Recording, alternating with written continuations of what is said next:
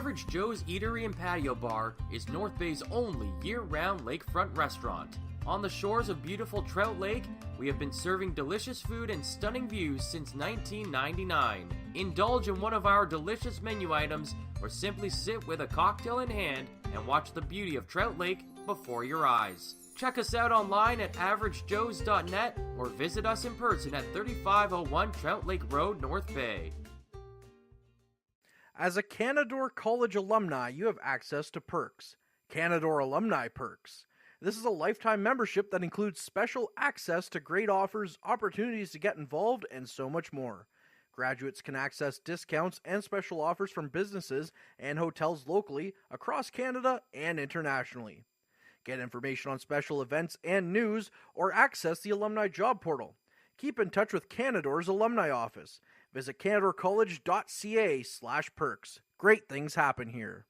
You rely on your vehicle to take you to the places that matter most to you. So bring your vehicle to the team you can rely on to keep it running at its best. Dave's Automotive Services. Whether you're getting your car or truck ready for the season with a tire change, making sure you're safe on the road with an inspection and certification, or doing your due diligence to keep your vehicle in tip-top shape with regular maintenance, Dave's Automotive Services has you covered. Expert troubleshooting, quality repairs, and time-efficient labor are the 3 stars of service you can expect when you bring your car or truck to Dave's Automotive Services at 411 Airport Road. Call 705-478-5544 and book your appointment today. The Frontline Podcast, Season 3. Courtney Kenny, Matthew Sukram, Derek Lindemann, Bob Coles, and Ben Long bring you closer to your favorite teams like never before. Covering everything to do with hockey in the North Bay area, exclusive interviews with the North Bay Battalion staff and players, expert analysis on the OHL, NOJHL, and more, keeping you up to date on all things Voodoos, Trappers, Lakers, and more. It's a new season, it's a new adventure. The Frontline Podcast Season 3. Available wherever you download your favorite podcasts. Tonight's broadcast is brought to you by Average Joe's Eatery. Average Joe's, where we want your experience here to be a happy one. 3501 Trout Lake Road. Good afternoon, friends, and welcome inside Memorial Gardens for this afternoon's OHL contest as you are watching Battalion hockey here on the front line. This afternoon, the Niagara Ice Dogs are in town for their final time this season as they look to take on the North Bay Battalion. I am Derek Lindemann, and today's pregame show is brought to you by... The pregame show is brought to you by La Herda Imports, family owned and operated since 1995. Visit laherdaimports.com for more details. This afternoon, I'm pleased to be joined again by Brad Brooks. The Niagara Ice Dogs coming in, losing their last 5 games, including a tight contest last night. 6-5 in overtime. They fall to the Sudbury Wolves. Meanwhile, the North Bay Battalion on a little bit of a hot streak. Winners of their last 2, looking to win their first three-game streak since January. Quite an interesting afternoon here. Yeah, I think North Bay needed, I don't want to call it a must-win, but I think North Bay needed that last win there on Thursday night and picked up another one on the road in Mississauga, so looking to make it 3 in a row here today. North Bay Battalion, like we said, won Thursday night at home, and then they went down to Mississauga and took care of the Steelheads and returned to action tonight as only 9 games remaining in the regular season, including tonight. 7 of those games will be on home ice. So North Bay basically controlling their destiny as they currently sit 3 points ahead of the Barrie Colts atop of the Central Division. So every point very valuable for the Battalion down this stretch. Very much so, and these are the games that you've got to win. Like we talked about a couple days ago, when you play a team like Niagara, Niagara always seems to give North Bay fits for some reason, even though they're in last place. But these are the games for sure that you've got to win, pick up the 2 points, and keep that breathing room over Barrie. North Bay is 3-1 on the season series.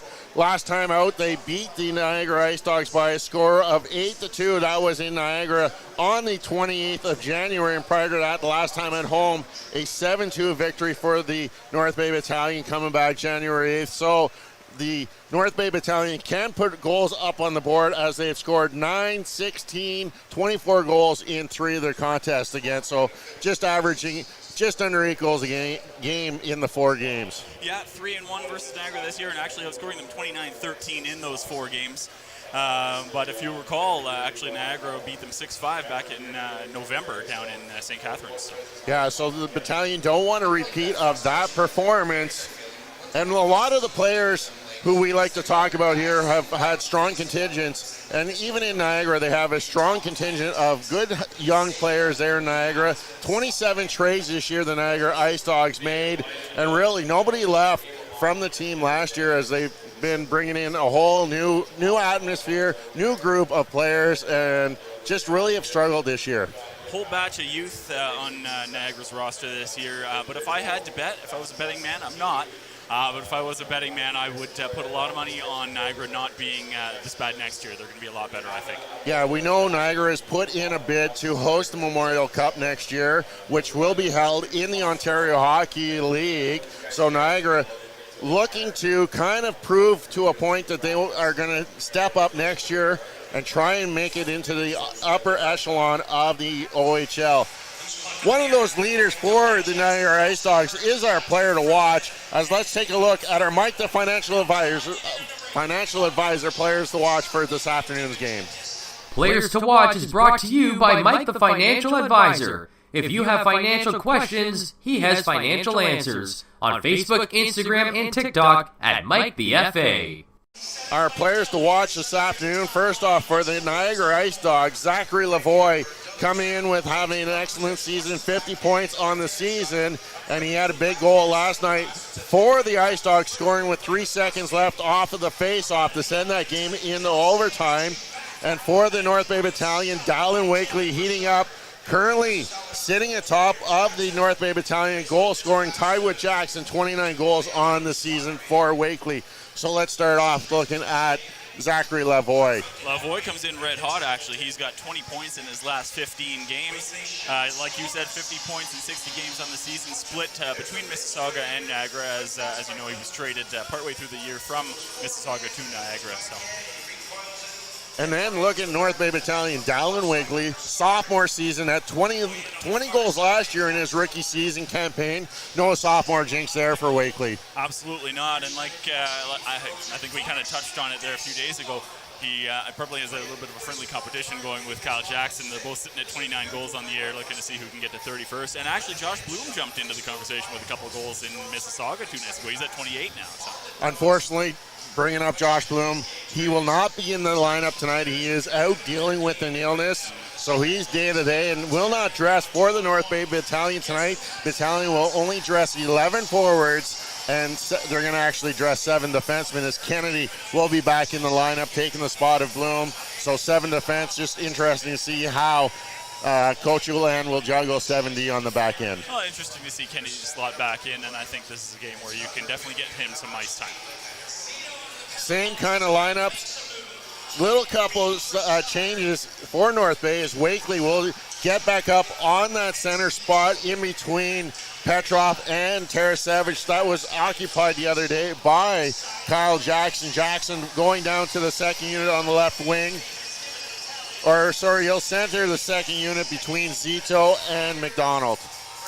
Yeah, it's nice to see Wakely sort of get a promotion as such. He's been playing well lately. He's earned those top line minutes, and he'll get a chance to play with a couple of really good playmakers, Petrov and Tarasevich. That's one of the lines that Ulan has kept on and off throughout the season, more on than anything else, is Wakely between the two players, Petrov and Tarasevich. They seem to click, and I think down this stretch, Ulan's just trying to find out some combinations that he can trust to set up a deep playoff run.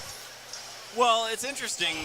In these games down the stretch, I think Ulan has a chance to play with the lines a little bit and get a little bit experimental and see what's going to work for him heading into April. And then you look at the back end, you see, again, Ty Nelson being on paper beside Alexander Lukin. Hislop playing with Christopoulos, and then you have Winslow with Brustowski, and Kennedy is the odd man. But you know what? No matter what they write on the paper, I very seldom see those combinations out there on the ice. Most times I'm seeing Hislop or Winslow out there with Nelson. So even though it's on paper, it's not really what you see out there on the ice. You're right. I think Ulan is one of those coaches that has no hesitation in shuffling up his lines, and one of the premier coaches in the league at just switching things up when he feels like it. interesting goalie matchup tonight. Getting the start for the Niagara Ice Dogs, Owen Flores, coming into tonight's game. He's got a 16-17 4-1 extended record with a .465 goals against average and an .887 save percentage. He made 60 saves in a loss Friday night to the Peterborough Petes, a 6-0 defeat, but 60 saves for Flores in that game. Yeah, I think the numbers, overall numbers, are a little bit deceiving, unfortunately, for the Niagara goaltending tandem this year. They don't defend well, and they end up having to face a lot more shots than they probably should or that they'd like. Even last night, they gave up 55 shots to the Sudbury Wolves. In the last 10 games, 8 times they've given up 50 or more shots, so it'll be interesting to see if the Battalion can get up into that area of shot category. Well, and one thing that I noted earlier was Niagara's actually faced, this game they'll have faced over 2,500 shots this year. No other team has faced over 2,000. So quite the firing range for the back end. The Niagara Ice Dogs goaltenders, Rosenzweig and Flores, two guys that we know quite well. Rosenzweig, he's stolen a few games in this building as Niagara picking up wins in the last couple of years, but Flores getting the start tonight for the Ice Dogs. And then on the other side of the coin, the North Bay Battalion will go with Charlie Robertson getting the start tonight for Oulahan. His extended record, 7-6-0-1, 366 goals against average, and an .873 save percentage. We saw him last Saturday in the loss to Flint, and he's going to make another appearance tonight. He hasn't got much ice time in behind Dom DiVincentis. Well, when you're playing behind Dom DiVincentis, it's kind of hard to get a start. DiVincentis earns himself a much-needed day off here, and you're right. Looking to improve on those stats this game for the backup. Yeah, in the last game in Mississauga, Dom DiVincentis getting the shutout in that 3-0 win, earning second star honors. We'll talk more about that in the second intermission. But just Dom now 32 wins on the season, which is a Battalion franchise record. In the 25 previous years, only Jake Smith had reached the 30-win mark, and now DiVincentis 32 on the season. There's still games left to be played in this regular season. I want to see how high DiVincentis comes. Next on his bucket list is 50 wins in a career. He's 6 wins shy of 50 for his career. And he could get there this year. He could very well get close to 40 this year. He's looking very good, and like we said, North Bay's got a favorable schedule down the stretch. So. And I think when you're looking at down the stretch, how you got to really emphasize it, North Bay still hasn't locked up the Central Division. Barrie Colts 3 points behind. Barrie is in Owen Sound this afternoon. They're just getting underway there in Owen Sound. So the Barrie Colts could still technically catch the North Bay Battalion in this home ice advantage, not necessarily in the first round, but more importantly in that second round, as it doesn't look like the Battalion will catch the Ottawa 67s for top in the Eastern Conference. No, it doesn't look like they will, but today's game is big. Could be a 4-point swing. If North Bay loses today and Barrie wins, Barrie's only a point back of North Bay for first in the division, so hoping for a North Bay win and a Barrie loss today to get a 5-point cushion on them. And if you're looking into the playoffs, possibility if everything goes as planned, that could be a second round matchup, and home ice could be very important in that playoff series. But the game at hand is the Niagara Ice Dogs. Ice Dogs are a tough team. They're young. They're almost auditioning for their head coach for ice time for next year. That's exactly what it is. There's a lot of young stars in the team. I think they're going to be a lot better next year. These guys are looking for, you're right at it, a promotion, and looking to see impress their coach heading into next year. Hopefully a playoff berth next year. North Bay Battalion, winners of their last 2, haven't put a winning streak together since January. Most of the month of February was trading wins with losses and actually getting on a 2-game winning streak, or a 2-game losing streak. They haven't lost more than 2 games in a row. Is that very important? Key numbers to look forward to going into the playoffs? I think it's one of the most important things you can look for going into the playoffs. When you have a team that hasn't lost more than 2 games in a row all year, I think that bodes well for playoffs when you get into a 7-game series against any team, really. Still, after tonight, 8 games left on top. Looking at the week ahead for our North Bay Battalion, they're going to have a rare Wednesday night game. Here on the 8th, they'll host the Owen Sound Attack. And then next Friday, they'll make the trip into the Shaw to take on the Oshawa Generals. And then a big matchup coming a week today as the London Knights come into town. That's the only time we'll see the London Knights this year in North Bay. Yeah, London Knights, another strong team and another contender to come out of the West as far as the OHL championship is concerned. So. And really, North Bay, not with the hardest of schedules down the stretch. They don't have any more 3-3s to go, and they do have a week where they only have 2 games. How do you want to set up your last 3 weeks of the regular season, knowing that you got a lot of breaks in there? I think you have to maintain that intensity in practice. I think when you have a light schedule like this, as far as competition and total number of games that you have to play, I think the coach has to figure out a way to keep the intensity up, and I think you do that in practice.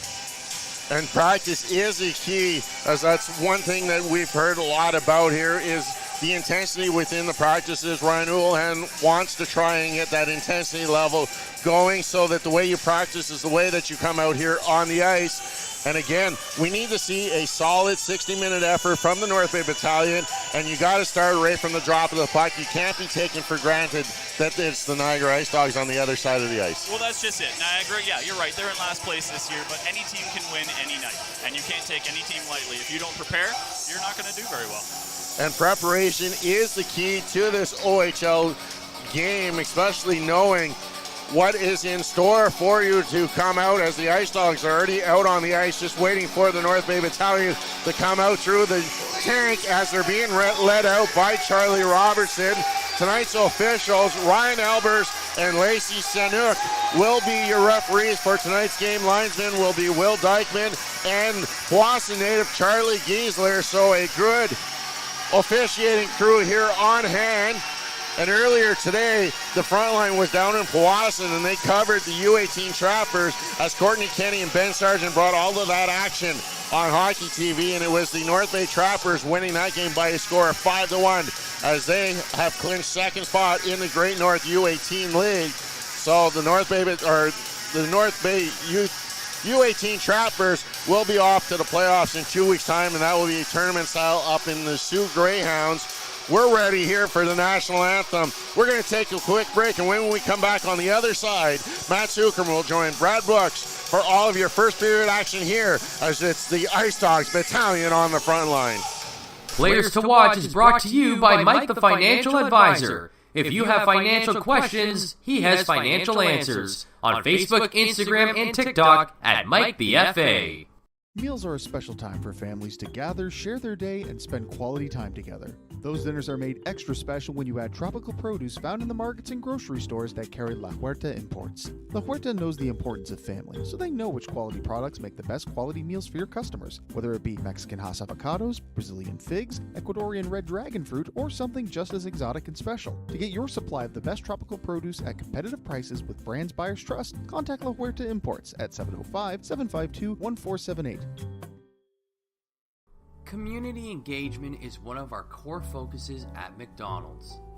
The key is finding the right people who are passionate about the same things we are, helping kids be kids. McDonald's proudly supports local organizations such as the North Bay Regional Health Center Foundation, Big Brothers Big Sisters, One Kids Place, the Children's Aid Society, and Ronald McDonald House Charities. Stop by McDonald's on 1500 Fisher Street, North Bay, to see how we can serve you and the community every day. Hey there, I'm Mike the Financial Advisor. When you strip it down to its core and you take away all the industry jargon, I help people solve financial concerns. So if you're concerned that you'll never save enough to retire comfortably, or that your kid is going to graduate post-secondary $40,000 in debt, or maybe even that life is going to take a really unfortunate sideways turn and somebody is going to have to open a GoFundMe page for you and your family, I can help you prevent all of those things from happening. If you want to see how, you can find me on Facebook, Instagram, and TikTok. Just do a search for Mike the Financial Advisor. You should find me.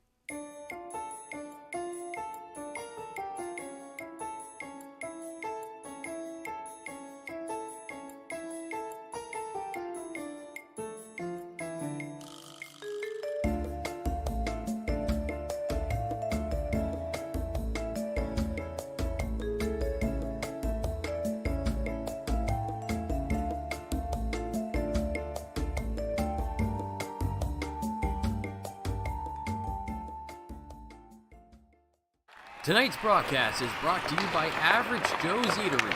Average Joe's, where we want your experience here to be a happy one. 3501 Trout Lake Road.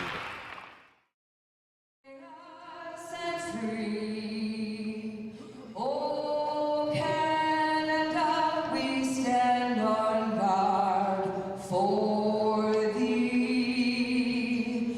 Oh, Canada, we stand on guard for thee. Good afternoon and welcome to Memorial Gardens. My name is Matthew Sucrum alongside Brad Brooks as the North Bay Battalion gets set to host the Niagara Ice Dogs. Third straight matchup against a divisional opponent for the North Bay Battalion, and they're looking to make it a third straight win as well.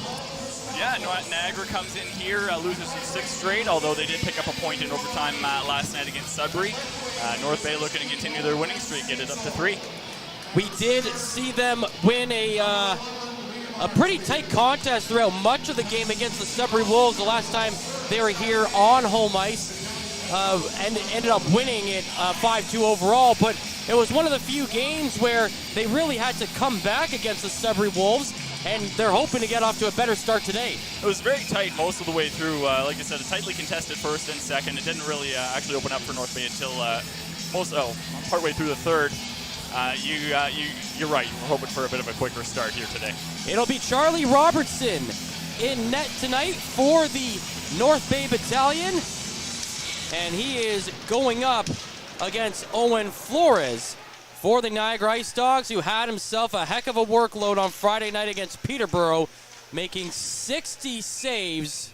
Check that, 55 saves on 60 shots in a 6-0 shutout for the Peterborough Beats, and we are underway as Flores makes the first stop here against the North Bay Battalion. That's a busy game, and I have a feeling he's in for another one here today. Hopefully he's up for it. Arnsby in the draw, tried to get it back to the line, but it's taken away by Lavoie, and out to the neutral zone and in over the blue line on Niagara, controlling it.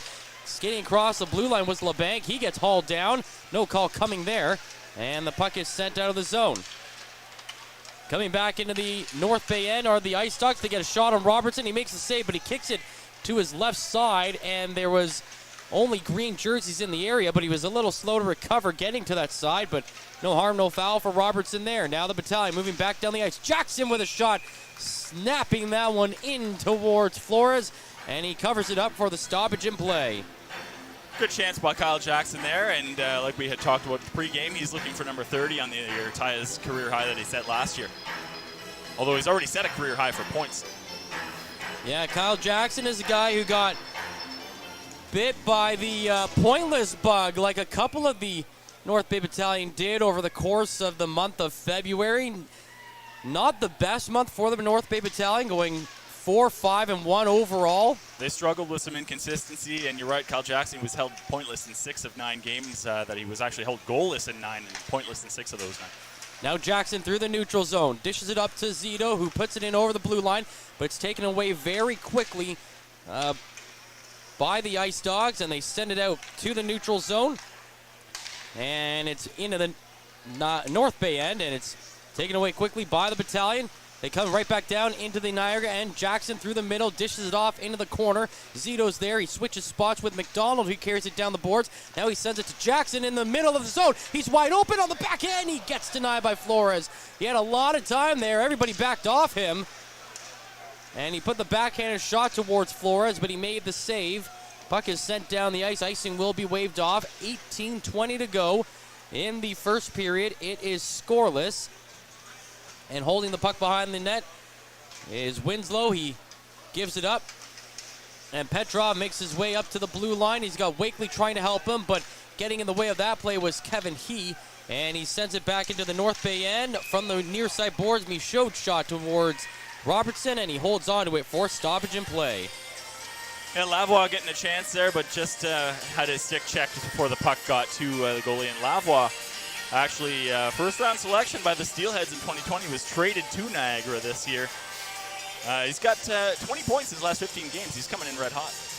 Yeah, this is a Niagara team that has seemed like they have been mismatched all season in terms of who's on the roster.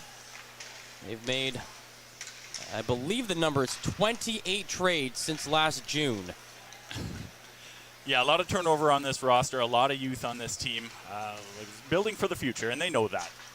Hislop plays it down the near side boards to Petrov, gets it out to the neutral zone for Christopoulos, and he fires it in, but it bounces off the M boards, and it will be called icing against the North Bay Battalion with 17:34 to play in the first period. These two teams have met up 4 times this season. North Bay holds a 3-1 record over the Niagara Ice Dogs. Niagara's lone win, a 6-5 victory in St. Catharines on November 26. Kyle Jackson and Matvey Petrov actually paced North Bay with 9 points each in those 4 games against Niagara this year. Dan Michaud, conversely, for the Niagara Ice Dogs, has 5 goals in the 4 games against North Bay this year, including a hat trick back in November when Niagara beat North Bay in St. Catharines on the 26th of November.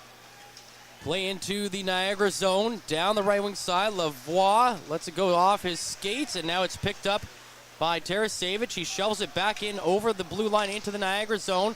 Play it around to the near side boards. Niagara trying to get the puck out of the area. Procession blocks the dump out, and now he's got control at the line. Sends it to the far side corner where Terrien is stationed. Terrien sends it back to the blue line to Christopoulos, across to the left side. Hislop. His shot gets deflected in the middle of the zone, but then it's blocked. North Bay get the puck back. It's Hislop at the line across to the right side to Christopoulos. He sends it to the middle for Zito. Zito circling, sends it in. Blocker save made and cleared out by the Niagara Ice Dogs. A good sequence there by the North Bay Battalion. It was a great sequence, actually, and very smart, astute play by the Niagara defender to clear that out before any more damage could be done. Now Christopoulos brings it right back up the middle. Goes to the left side, kicks it up to the blue line. There's a little bit of traffic there, so Zito will decide to head back towards his own end, and he gets tripped up. Stewart's going to get called for tripping here, and the Battalion will get their power play out there whenever Niagara touches the puck. The Battalion have the extra attacker out there right now as Petrov is racing through the left wing side and through the neutral zone and over the blue line. Sends the puck to the middle of the slot, and it's touched by the Ice Dogs, and there is the whistle. So exactly 4 minutes gone in this game, and the Battalion will have the first power play opportunity here. Battalion still the best penalty kill percentage in the league at just over 86%. Actually, at home is even better. They're just over 90% at home, and surrendering just 10 power play goals on about 103 chances. Times short this year.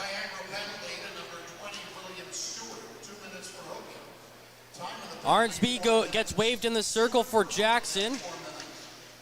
And they win the draw. They send it to the line to Nelson. Across to the right side, Petrov. Into the corner. Back up high to Petrov again. Down low to the corner for Jackson. He sends it to the slot. Nelson walking in. Shot save made. Rebound scores.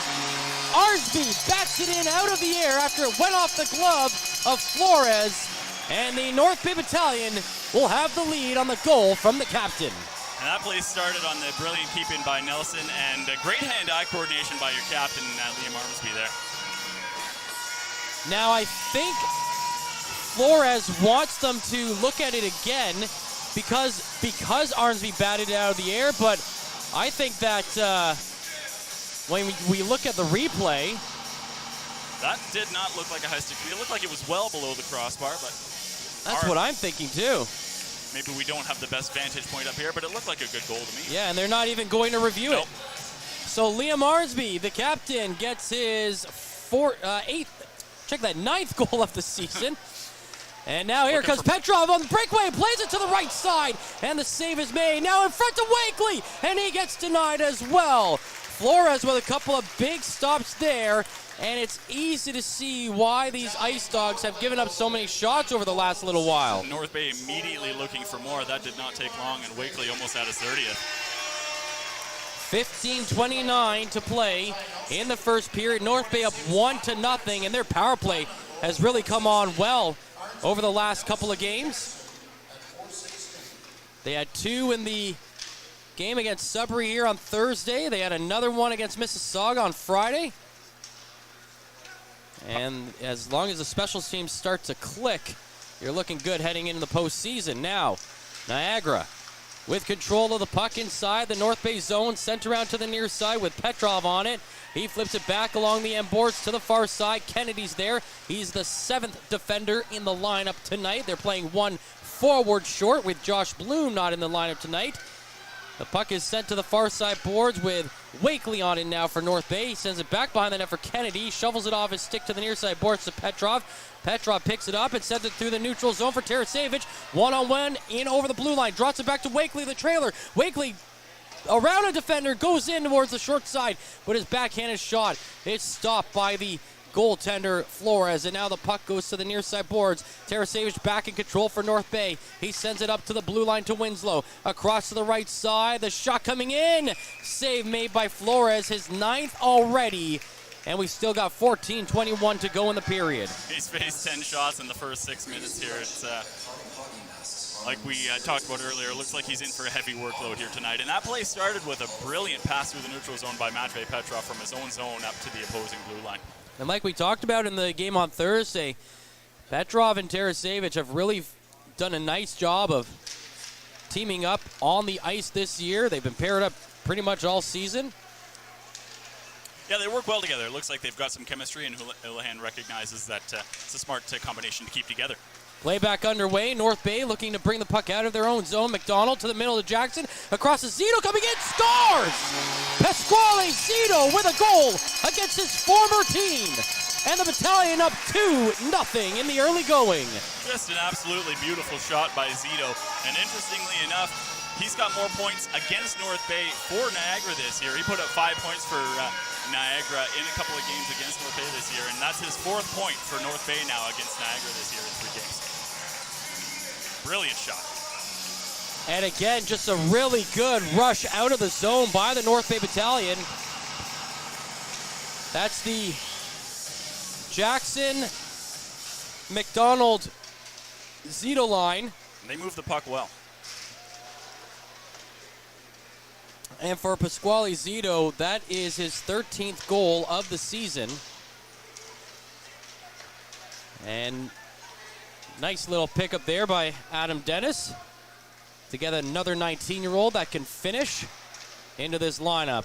Niagara now looking to get on the board. Down the left wing side, it's he playing it to the middle. Play broken up by Hislop and cleared out of the zone. Hislop looked like he was caught there, but he did a really good job getting those wheels going and getting back to break up the play. Icing will be called, and as you mentioned, Braden Hislop with a nice play there. He's one of the 2 guests on this week's Frontline podcast. Him and Josh Bloom speak to Courtney Kenny about a lot of the recent goings-on with the North Bay Battalion, and as they gear up for the playoff run. You can download that episode now wherever you get your favorite podcast. Please like, share, and subscribe. 13:21 to go in the first period. 2-0 North Bay lead.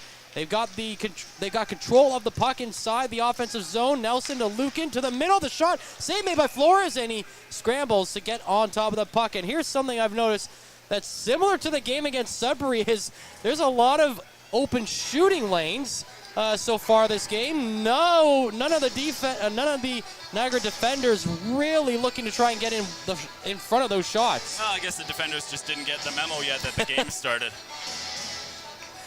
Whereas in the Sudbury game that we saw on Thursday, a lot of open ice in the slot, but the defenders were getting in the way of some of those shots. Yeah, I haven't seen too many shot blocks here yet. We're seeing a lot of open shots, and Flores has had to be sharp. Even though he's given up 2 already, he's had to look sharp against the North Bay so far. A lot of pressure. Procession with a shot in. That one's saved. To the right side boards, Lukin has it. In behind the net, now dished off to the near side boards, and it's cleared by Niagara. Nelson will chase it down with 2:40 to play in the first period. He's got an assist already tonight. Lukin through the neutral zone now, falls down, and Niagara pick up the loose puck, and they look to go the other way. Get the pass over to the near side, and that is Runco sending it into the North Bay end. Cleared out quickly. And North Bay in control. Nelson with it. Behind his own blue line. Dishes it off to the far side to Winslow. Winslow will hold it from the corner, and now he sends it down the right wing for Tarasevic. Tarasevic gets up to the blue line, puts on the brakes, sends it to the point now to Kennedy. His shot goes high. Picked up on the near side boards by Petrov. Petrov sends it to the point to Winslow, walking to the middle, shot save made, and the rebound gets flipped up into the near side corner. Taken there by Wakely. He puts it towards Tarasevic, who sends it behind the net looking for Petrov, but it's knocked away from his stick, and Niagara regain the puck. They try to clear it. Winslow blocks that, goes down the boards, sends it back to the point to Wakely, whose shot comes in, and it's deflected away by Flores and sent over the glass and out of play. 2-0 North Bay lead with 11:35 remaining in the first. What a rush by Tarasevic, and boy is he fun to watch. If you can believe it, he was a 10th round selection in the OHL draft back in 2019 by the Sarnia Sting. It's hard to imagine he lasts that long from the NHL draft once the scouts see how he can move.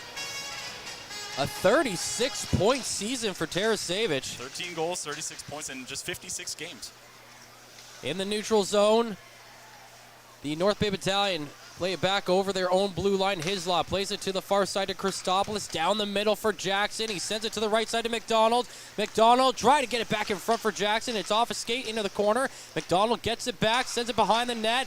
Now Jackson's got control back there. Jackson looking down his left side, plays it to the corner to Zito. Zito gets away from a hit, sets it up for McDonald in the circle. He tries to play it to the middle, but it's batted away by the Ice Dogs, and they will skate through the zone. They've got a 3-on-2 developing here. Shot coming from the right side. It flutters high over the net and played off the glass by the Battalion, and they will carry it down the ice. McDonald over the line to Zito, coming in on the left side. Zito to the middle to Jackson to McDonald. The shot save made. Not sure if it went off the defender or if Flores got a piece of it, but McDonald has the puck again at the line, circling the zone. The shot, and it's a blocker save made by Flores. The puck comes down to the half boards. Now back in the corner. Niagara flip it all the way up and clear it out of the zone. Caught by Nelson and sends it back behind his own blue line to Bertowski. Bertowski sends it up the middle for Nelson. Nelson with speed, getting through everybody, in on net. Nelson puts the shot in, but Flores makes the save. Now back towards Flores, and he turns it aside with his stick. And as he touches it, the arm goes up from the official. There's too many men on the ice for the Niagara Ice Dogs. I think they saw Nelson coming through the neutral zone with all that speed, and they said, get somebody else out there. We got to stop him. Just put everybody out there. We got to stop this guy somehow. He was looking like a forward there with that rush. Just an absolutely brilliant dash. North Bay not having a problem moving the puck. They are passing crisply. They are passing efficiently. And Niagara seems a little bit overwhelmed so far. So with the too many men on the ice call, North Bay will be on their second power play of the game. They are 1 for 1 so far. Liam Arnsby getting the first power play goal tonight, as Zito has the puck, sends it to the top of the zone to Winslow, back to the right side circle, now in the middle, Wakely's there, backhanded chance, that's turned aside, and Romani is knocked down, or check that, Van Steensel knocked down in front of the net. The arm goes up, and there is going to be high sticking called against Romani. LeBlanc got the stick up in the face. And yeah, the North Bay Battalion will be penalized, and we'll hear from Derek when we return. 9:49 to go. It's 2-0 North Bay in the first. This period is brought to you by Canada Alumni Perks. Get information on special events and news, or access the Alumni Job Portal. Visit canadacollege.ca/perks for more information.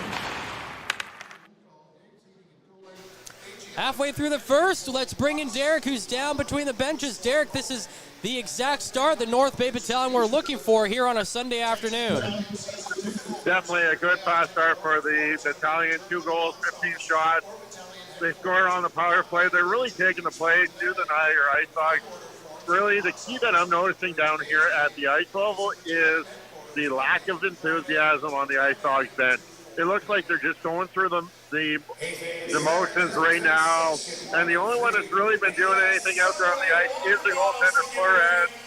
And the North Bay Battalion, they could be in for a long night tonight if they keep the pressure on. There's goals out there, and they just got to keep their foot on the gas and not get lulled to sleep by the Ice Dogs, Matt.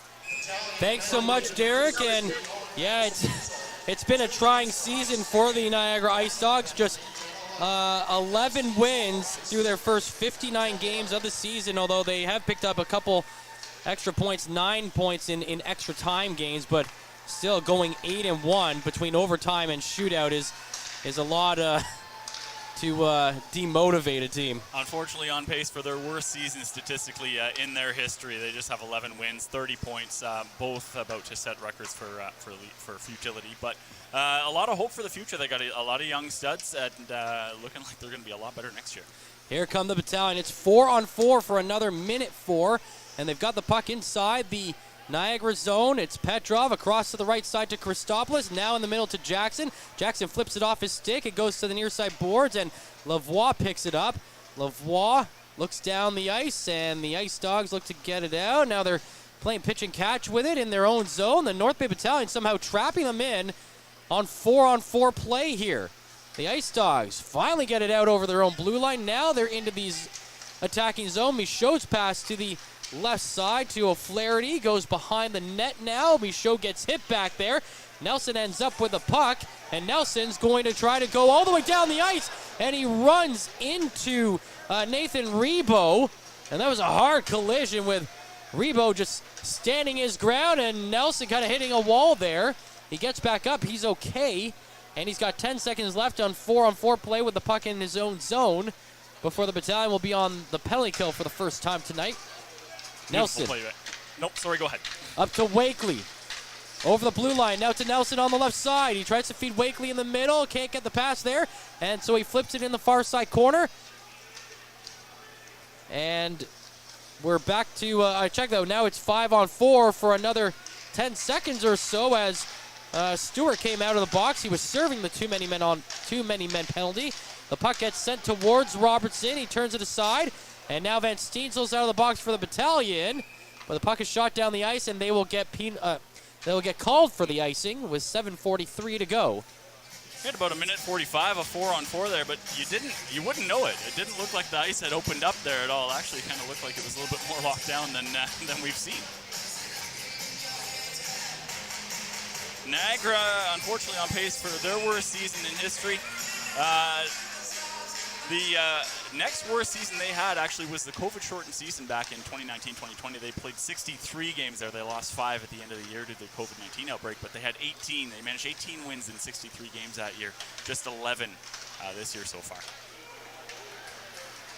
And they've got 10 games remaining to try and reverse that. Puck sent down the ice. Flores will make the save. 11 wins on the year, and 10 guys listed on the roster that started this season with the Niagara Ice Dogs that are no longer on the team. 10 guys. That's your top 2 forward lines and your top 4 defensemen, right? Well, it's just hard to build any sort of consistency with a lineup that's constantly turning over like that. You're right. Actually, one of them's a goaltender as well. So no, that's right. Play underway. Asadorian looks to move it out of the Niagara zone, gets it to the far side. Now back across down the right wing for Copeland. Copeland stops on the half board, sends it to the point. Then Netton there. He sends it towards Robertson, who puts the pads down and just kicks it to the far side half boards. And again, off that dump into the zone, the Ice Dogs just backtrack and wait for the Battalion to bring it out, and they didn't even make a line change. They just seem content to give the puck back, and yeah, you're right, there's just not forechecking here yet this game. 6:45 to go in the first period, 2-0 lead for the North Bay Battalion. Arnsby and Zito with the goals of record today. North Bay turn the puck over inside their own zone, and now it's flipped up by the Ice Dogs over the bench and out of play. 6:33 to go now in the first. Tarasevich with that turnover just inside his own blue line, but we had touched on it earlier how talented this kid is. Like I said, 10th round draft pick by the Steelheads back in 2019. He actually is the only Belarusian on the team. He's born in Minsk, moved to the United States back when he was 12, and actually moved to live and play in the Detroit area. Favorite NHL player Patrick Kane, favorite NHL team Chicago Blackhawks, despite growing up and playing in the Detroit area. Sent down the ice. Wonder if he becomes a New York Ranger fan for the remainder of the season then. I have to wonder. Patrick Kane played 15 years in Chicago, but recently traded to New York at the deadline. Zito sends the puck to the right side boards, up ahead to Jackson. Jackson dumps it in. Zito chasing the puck. Flores gets to it first, and the netminder sends it to the far side boards. McDonald's there. He whips it back around to the near side to Hislop, who takes a hard hit from Lavoie, but he gets back up and gets into the play as Lavoie finds the puck, skating through the neutral zone, gets it over the line on the left side. There's a hard hit there, and now Zito hits Lavoie as well, so maybe the Battalion waking up a little bit on the physicality end of this game. Now it's Zito coming through the neutral zone again. Over the blue line, dishes it off to the right side of McDonald in front to Jackson, and his deflection just goes wide. Puck picked up by the Niagara Ice Dogs, skating through the right side of the neutral zone. In towards the goaltender Robertson. Michaud still has the puck. He goes behind the net. Now he tries to center it, but nobody there for the Ice Dogs, and that allows Zito to get through the neutral zone. He sends the puck to the left side of the zone to McDonald, who makes a move around a defender, and he gets in close, but the save is made by the goaltender Flores with 5:13 to play in the first period. 2-0 North Bay lead. Nice rush by McDonald there, and a beautiful little chance that he just had. And that last rush, talk about Kyle Jackson, he just about had 30 as well. Misha with the brilliant back check, just lifted the stick at the last second, and Jackson couldn't get much on that shot. It's a beautiful day in North Bay today. Spring right around the corner, and that means baseball season is about to commence. And to get you ready for opening day, the Frontline Podcast presents the 3-2 count. More on that in a second as the puck is shot high and cleared out to the neutral zone. It's a new show we're bringing you here on the Frontline, the 3-2 count, hosted by myself and Courtney Kenny, talking all things baseball as opening day just a couple of weeks away. So that one comes to you as well, wherever you get your favorite podcast from. I'm excited. The Blue Jays look like they're going to be good again this year. Very excited for baseball to get underway. A couple weeks away.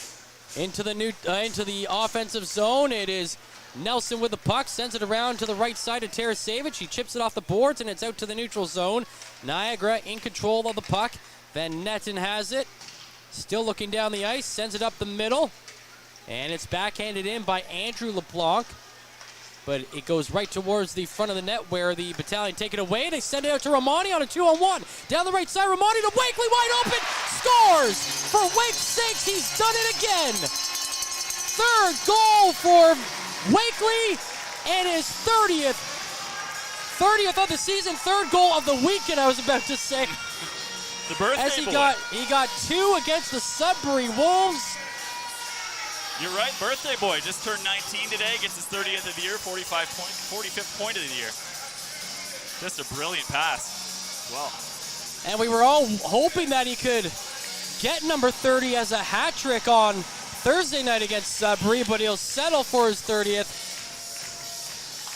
as the third goal of the game. I don't think that he's going to be losing too much sleep over the fact that he didn't get the hat trick there when he's having such a great season. And you're right, number 30 right there.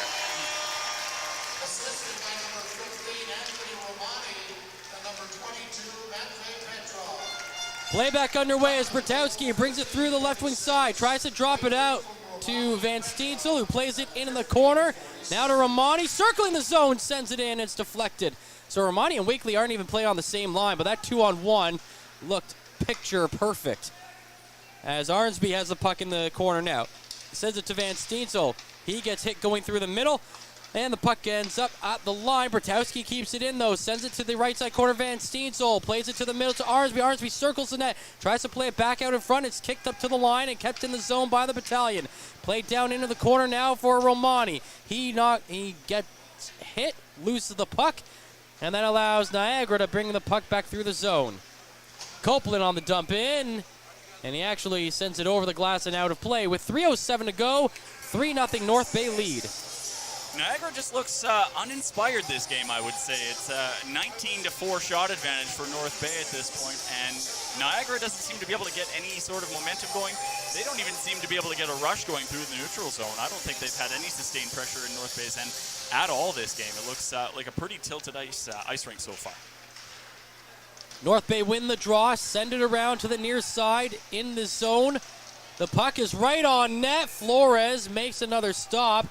And two Battalion players, Terry and Procession, were left all alone right in front of Flores. And that's, like you said, they put 19 shots on net already in this afternoon's game. They haven't given up less than 48 shots against. since a February 20th loss to the Oshawa Generals. But in that game, the Generals won 10-7 on the strength of 39 shots. That's more of a football score right there, or a baseball game score. Yeah, 21 shots on goal for North Bay so far. We still have 3 minutes to go in the period here, looking like on pace for over 60. Again. LeBlanc coming into the zone. That's Andrew LeBlanc down the right wing side. Plays it on net. Asadorian was there, but he gets tied up with Nelson and looking to clear them out. Now, Charlie Robertson in net tonight for the North Bay Battalion. This is his first start since a 5-3 loss against Flint in Flint on February 25th. And already you're seeing in this game the North Bay Battalion are being very aware in the defensive zone, trying to clear out the rebounds and not giving the Ice Dogs much room to work in front of Robertson. You're right. He's only had to face 4 shots so far, and the North Bay defense is doing a great job of keeping pucks away from him.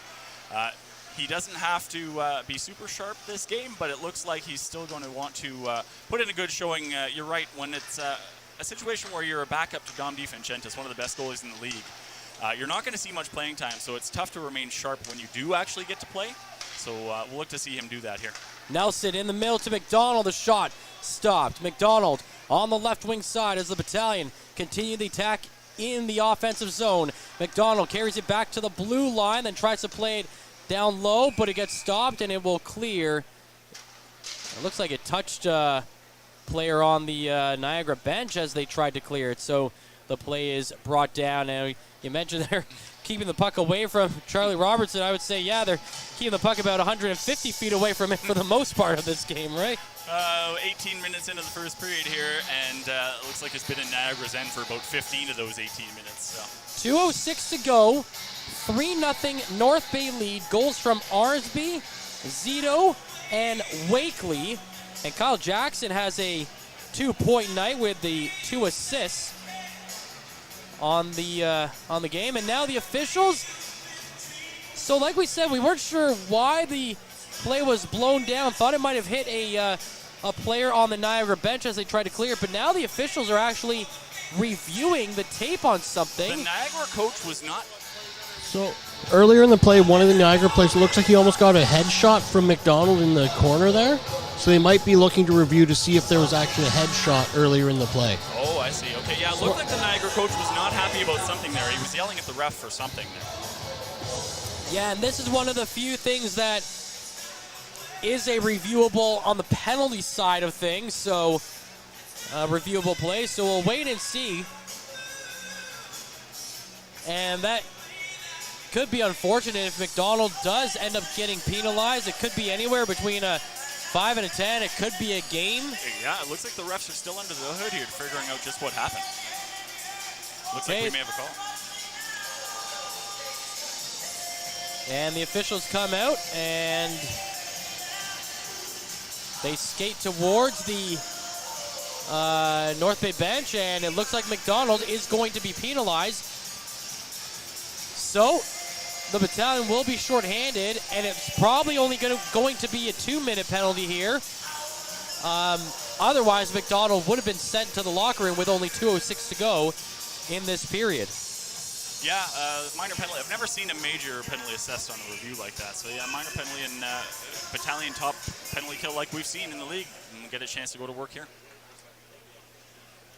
Whereas the Ice Dogs power play hasn't been great this season, although on the road they are 6th in the entire OHL on the power play. And correction on that, that's actually a double minor to McDonald. That penalty is a 4-minute double minor. Play underway. Michaud sends it across the slot. It gets blocked, sent to the near side boards. Lavoie on it. Sends it back to the right side circle. Michaud across the left side. Shot coming in, and it goes high. Kevin He was in the far side circle looking to get that pass from Michaud. I'm not sure. So high sticking is the call for McDonald, and I guess he must have cut open the Niagara player to get the extra 2 minutes. I hope he's okay. I didn't see the damage, so I just hope that he's not hurt too badly over there. Second power play, technically, of the game for the Ice Dogs. They did have a shortened one earlier about in the 15 first. seconds worth. He has it on the left side. Hash marks, plays it to the top of the zone. Now Lavoie has it on the right side. Back across the left side to he. Back up top. LeBlanc with a shot. That one gets stopped as Wakely blocks that one. How many 30 goal scorers do you see getting down and making that type of play? Not too many. Here comes he gets run over by Christopoulos, and the puck is set down the ice. Van Steentzel's going to get to the puck, but he's running out of space in the Niagara zone, so he just takes the puck to the end boards and will play around back there with it briefly just to kill some time on this double minor to McDonald. But man, what a hit by Christopoulos. What a hit by Christopoulos. He rocked him. That's one that sends your teeth chattering. He went immediately to the bench after he got up there. And Arnsby knocks down Michaud as he tried to bring it back over the blue line. 45 seconds remaining in the first. North Bay up 3-1, but they're down by a man for another 2:30 here. Nelson has the puck. He slaps it out to the neutral zone. Picked back up by Hislop. Again, Niagara just not controlling the puck well. And they're on the power play. And they send it down the ice. Nelson sent it out of the zone right to the stick of Niagara player, and it bounced off his stick and went back over the North Bay blue line and cleared again immediately. It's just not good puck control at all. Not a great game. Not having the puck luck that they'd like, and you're right, they just seem a little bit uninspired. They're not putting much pressure when they do have the puck. 2 minutes to go now in the North Bay penalty kill, but 4 seconds remaining on the clock, and time will wind down here as the Battalion put up 3 in the opening 20 minutes. A power play goal from Liam Arnsby, and then Zito and Wakely scoring at 5:57 and 15:46 respectively to put the Battalion ahead 3-0 at the end of 20 minutes. Brad and Derek will break down everything here from the first period live at Memorial Gardens. It's the Frontline broadcast presented by Average Joe's, and we'll be right back. Average Joe's Eatery and Patio Bar is North Bay's only year-round lakefront restaurant. On the shores of beautiful Trout Lake, we have been serving delicious food and stunning views since 1999. Indulge in one of our delicious menu items or simply sit with a cocktail in hand and watch the beauty of Trout Lake before your eyes. Check us out online at averagejoes.net or visit us in person at 3501 Trout Lake Road, North Bay. As a Canadore College alumni, you have access to perks. Canadore Alumni Perks. This is a lifetime membership that includes special access to great offers, opportunities to get involved, and so much more. Graduates can access discounts and special offers from businesses and hotels locally, across Canada, and internationally. Get information on special events and news, or access the alumni job portal. Keep in touch with Canadore's alumni office. Visit canadorecollege.ca/perks. Great things happen here. You rely on your vehicle to take you to the places that matter most to you. So bring your vehicle to the team you can rely on to keep it running at its best. Dave's Automotive Services. Whether you're getting your car or truck ready for the season with a tire change, making sure you're safe on the road with an inspection and certification, or doing your due diligence to keep your vehicle in tip-top shape with regular maintenance, Dave's Automotive Services has you covered. Expert troubleshooting, quality repairs, and time-efficient labor are the 3 stars of service you can expect when you bring your car or truck to Dave's Automotive Services at 411 Airport Road. Call 705-478-5544 and book your appointment today. The Frontline Podcast, Season 3. Courtney Kenny, Matthew Sukram, Derek Lindemann, Bob Coles, and Ben Long bring you closer to your favorite teams like never before. Covering everything to do with hockey in the North Bay area, exclusive interviews with the North Bay Battalion staff and players, expert analysis on the OHL, NOJHL, and more, keeping you up to date on all things Voodoos, Trappers, Lakers, and more. It's a new season, it's a new adventure. The Frontline Podcast Season 3. Available wherever you download your favorite podcasts. Tonight's broadcast is brought to you by Average Joe's Eatery. Average Joe's, where we want your experience here to be a happy one. 3501 Trout Lake Road. And we're back inside Memorial Gardens, where after 20 minutes of play, it's the North Bay Battalion leading the Niagara Ice Dogs by a score of 3-0. Let's take a rundown of that first period, or scoring summary. First off, Liam Arnsby got the Battalion on the board at 4:16 as he batted a puck out of midair, his 9th of the season on the power play from Ty Nelson and Kyle Jackson. And then at 5:57, Pasquale Zito, the former Ice Dog, with his 13th of the season from Kyle Jackson and Kyle McDonald. And then the first 30 goal Player of the Battalion this year goes to Dallin Wakely as he picks up his 30th goal of the season at the 15:46 mark. Romani and Petrov with the assists on Wakely's 30th. Shots on goal in that first period favored the home side, 21-4 for the Battalion.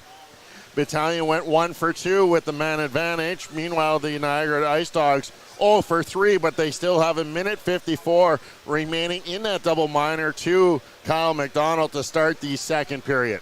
Let's take a look around the OHL tonight.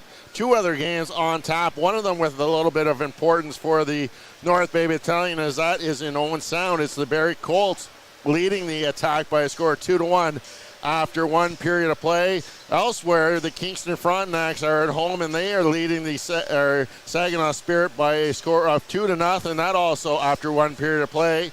And a 4 o'clock start tonight in Hamilton as the Bulldogs host the Erie Otters. Well, the Frontline podcast was able to catch up with Braden Hislop and Josh Bloom recently this week after their return to the Saginaw Spirit. And here, let's hear what they thought about their return to Saginaw as they sit down with Courtney Kenny on the front line.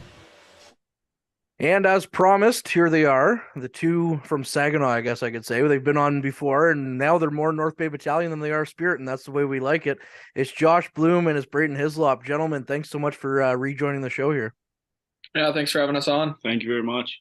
So we'll just off the hop right away. You guys played in Saginaw on the weekend. How what was it like? You played them here in North Bay, but now you get to play them in your old barn kind of thing. And what kind of emotions are going through your head? Josh, let's start with you first. Yeah, it was definitely weird getting ready in that away locker room, but once the puck dropped, all the nerves kind of got out of us, and we got to playing hockey. But it was a special night for both of us, and a result that we needed and wanted. And yeah, it was a special night for sure. Yeah, I mean, exactly what he said. Like, it was a bit weird walking in there, but seeing all the people that, old fans and all the people that you were around when you were in Saginaw was nice, and obviously getting the win was nice. So yeah, it was a special night for sure. Now, I've never made my way to that rink, but I saw a video recently on YouTube from Mike Farwell with the OHL podcast where he kind of gave a tour around the building. What's the building like? Because it looked like it's pretty dated on the inside, but the ice surface and everything in the bowl looks pretty good. Yeah, it is. It's a bit dated, I'd say. There's lots of seats in there. They redid the locker room about 2 or 3 years ago, and they got a great setup, great facilities. Get a lot of fans out there. Like, it's a fun spot to play for sure. Like, they I think they just redid the ice. What was it, last season? Yeah, and the boards. And the boards, yeah. They redid the ice and boards last season. So when we did our training camp, it was at the practice facility. So we put a lot of money there. So yeah, it's a good spot. I think the rink's been around since Spirit got started. So they'll probably have to redo some of that if they want the member coming their way. But yeah, it's a fun spot to play for sure. It's a nice arena to play in. I mean, they do get a lot of fans, and the layout's kind of cool, and obviously the locker room's pretty cool. But yeah, the ice surface and the boards and everything are pretty new, and it's pretty nice. Compared to the Gardens, how do you guys feel about Memorial Gardens now after all that? No, we love the Gardens. That's a great spot to play. The Gardens is awesome, man. Like, feels like there's so many fans in there, like right on top. Yeah, it's pretty cool. I mean, I gotta say, I gotta give some love to the Gardens too, right? It's the only rink I've ever known here in North Bay. But I wanted to ask, kind of on that Saginaw train while we're on the topic. The last time you guys were both on had been before they even came to North Bay. So if you can kind of take me back what that was like back in December playing against Saginaw compared to going there, but for the first time seeing the jersey coming at you. Yeah, so you got this one.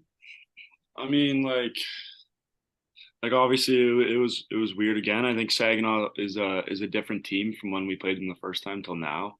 I think I mean, we got the win in both of them, but they're a bit different for sure. I don't know. It's just always weird playing your old team, and I'm not too sure. What do you think? Yeah, the first time was funny. It was different because it was the first time we ever played those guys before, and all the familiar faces, and like instead of battling in practice, you're actually competing on the ice for pucks, and you're trying to beat them in an actual game. So it was definitely different in that sense of it. But I'd say our trip to the Dow was a lot different than when they came to North Bay. Like it kind of felt like another game in a sense. Like, yeah, they're all our buddies and stuff like that, but it was business as usual. Like it had a different feeling when we were back in the old barn. And because getting the first one out of the way definitely made that different for sure. So yeah, 100%. For you guys. You can catch the entire episode on our YouTube channel. Don't forget, subscribe and follow us on Instagram, Facebook, and Twitter.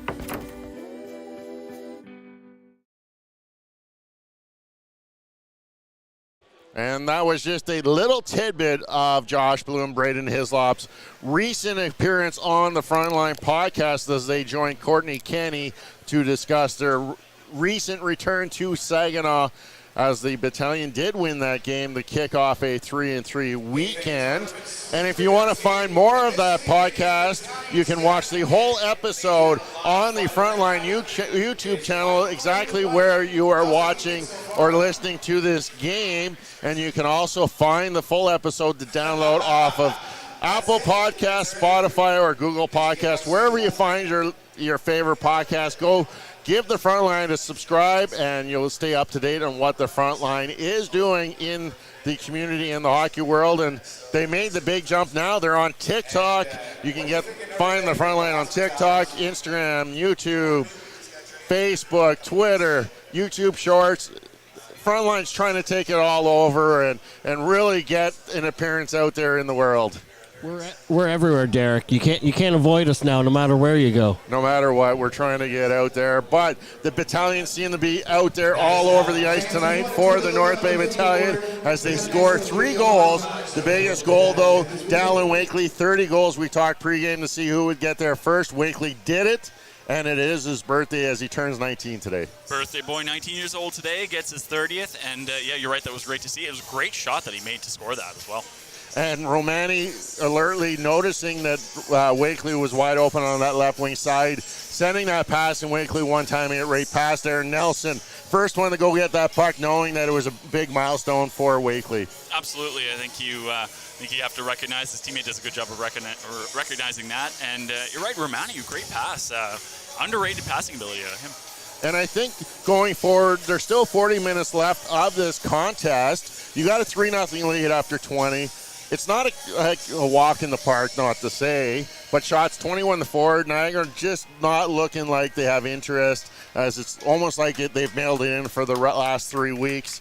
What does your focus have to be for the Battalion going into the final 40 minutes? Well, you're right. It looks like we had touched on a little bit earlier. It's a little bit of a tilted ice here this game. And North Bay, you're right. The desire is going to be to go out and maybe pad the stats a little bit and run up the score. But you're right. The coach has to do a good job of reeling them in and making sure that they pay attention to strong defense, keeping that chemistry.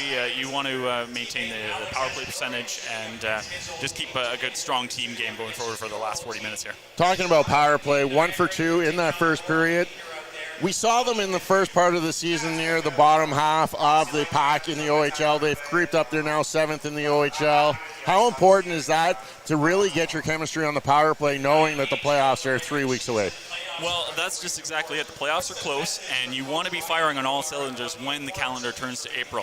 If you can go into the playoffs strong on the power play and clicking that way with a lot of chemistry, that's going to bode well for you, because we all know how important special teams are in the playoffs. I want to ask Ben Long here. Charlie Robertson getting the start tonight for the Battalion. Only 4 saves in that first period. How hard is it for him, you yourself being a goaltender, to stay engaged in a game like this? You know, it's really hard to keep that focus and keep that readiness up with your body to have that reaction time where, you know, milliseconds make a huge difference. You have to be right on the ball all the time, and if the puck's down at the other end and your head's easily just kind of dripping out of the game, it's a battle in a completely different way than what we're seeing Flores have to face at the other end. Yeah, Flores having an excellent game again. 18 saves in that first period. Did give up 3 goals, but a couple of them he had no real hope in. I thought maybe the first one he could have steered that rebound a little bit differently. That Wakely goal, though, it's a hard shot to read. Wasn't well played by the defender, and Romani making a perfect pass on that 2-on-1. Yeah, we see great offense there. I mean, you know, you don't hit 30 goals by being a terrible shooter at this league, right? Like, you have to be a good shooter at that point. In a 2-on-1 chance, goalies don't have a whole lot of opportunity. Like, we're used to seeing Dom where he steals shots like that all the time, but that can't be expected of regular goalies on a regular occasion. No, and I think Flores maybe overplayed that, coming out a little bit too far out of his crease, trying to overplay the shot, and Romani recognizing that with that great, perfect pass. Yeah, that was just a beautiful team play by both of them, and that's kind of the stuff that, as you were talking earlier, what the Battalion want to be focusing on today is they got to focus on keeping that teamwork, keeping the little things, seeing the plays the way you want to see it. They're going to have lots of chances with the puck, so if they keep their eyes on moving the puck to the right guy, taking the shots at the right time, passing at the right time, that's the kind of stuff that you want to have on point heading into playoffs. Brad, I want to ask you about the play of the Niagara Ice Dogs in that first period. We talked pregame about a lot of these players are probably auditioning for spots next year, trying to get more ice time down not just this stretch, but also next year, is trying to be one of those teams that host the Memorial Cup. I haven't seen that in the first period out of this Ice Dog squad. No, and you're right. We talked about that. They're auditioning for a job next year and not doing a good job making a very good impression on their coach so far. Just being a player on the Ice Dogs like that, how hard is it to keep up and keep playing at a high tempo in which there's still 40 minutes left? You're not out of this game. It's only 3 goals. But mentally, you've got to stay focused and try and rev up your game in the second and third. That's so tough. And you know what? Conversely, for the North Bay Battalion, it's also tough to maintain your focus. You kind of at this point feel like, okay, well, we're going to run away with this game. Don't get away from your fundamentals. And you're right. For Niagara, it's tough to maintain that level of focus and that level of desire to come out and play hard for the last 40 minutes. But I think that's on the coach to kind of inspire them that way. Well, we're moments away from the return of the players to the ice. Well, as we step away, it's the North Bay Battalion leading the Ice Dogs by 3-0. When we return, Matt Sukram will rejoin for the play-by-play action as we're watching Ice Dogs Battalion here on the front line. Meals are a special time for families to gather, share their day, and spend quality time together. Those dinners are made extra special when you add tropical produce found in the markets and grocery stores that carry La Huerta imports. La Huerta knows the importance of family, so they know which quality products make the best quality meals for your customers, whether it be Mexican Hass avocados, Brazilian figs, Ecuadorian red dragon fruit, or something just as exotic and special. To get your supply of the best tropical produce at competitive prices with brands buyers trust, contact La Huerta Imports at 705-752-1478. Community engagement is one of our core focuses at McDonald's. The key is finding the right people who are passionate about the same things we are, helping kids be kids. McDonald's proudly supports local organizations such as the North Bay Regional Health Center Foundation, Big Brothers Big Sisters, One Kids Place, the Children's Aid Society, and Ronald McDonald House Charities. Stop by McDonald's on 1500 Fisher Street, North Bay, to see how we can serve you and the community every day. Hey there, I'm Mike the Financial Advisor. When you strip it down to its core and you take away all the industry jargon, I help people solve financial concerns. So if you're concerned that you'll never save enough to retire comfortably, or that your kid is going to graduate post-secondary $40,000 in debt, or maybe even that life is going to take a really unfortunate sideways turn and somebody is going to have to open a GoFundMe page for you and your family, I can help you prevent all of those things from happening. If you want to see how, you can find me on Facebook, Instagram, and TikTok. Just do a search for Mike the Financial Advisor. You should find me.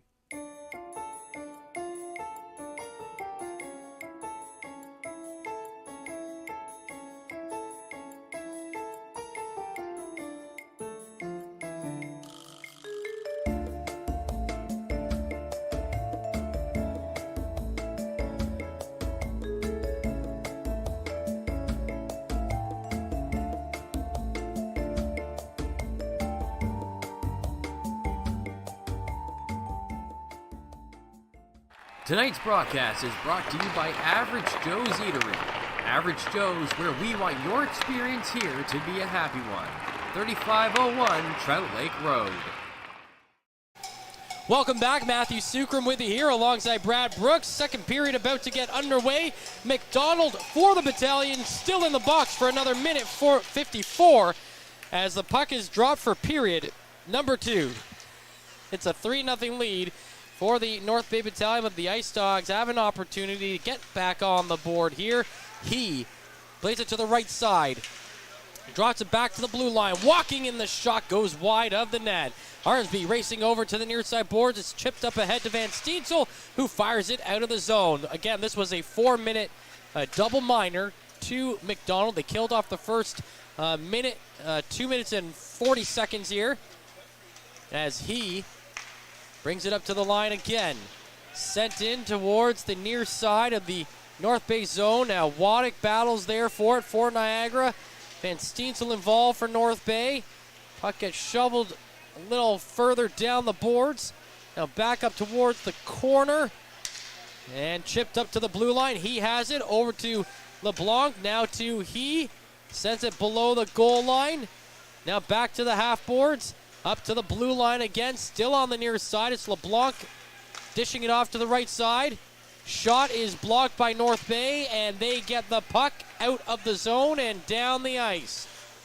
35 seconds to go in the power play for the Ice Dogs. Their second time with the man advantage on this game.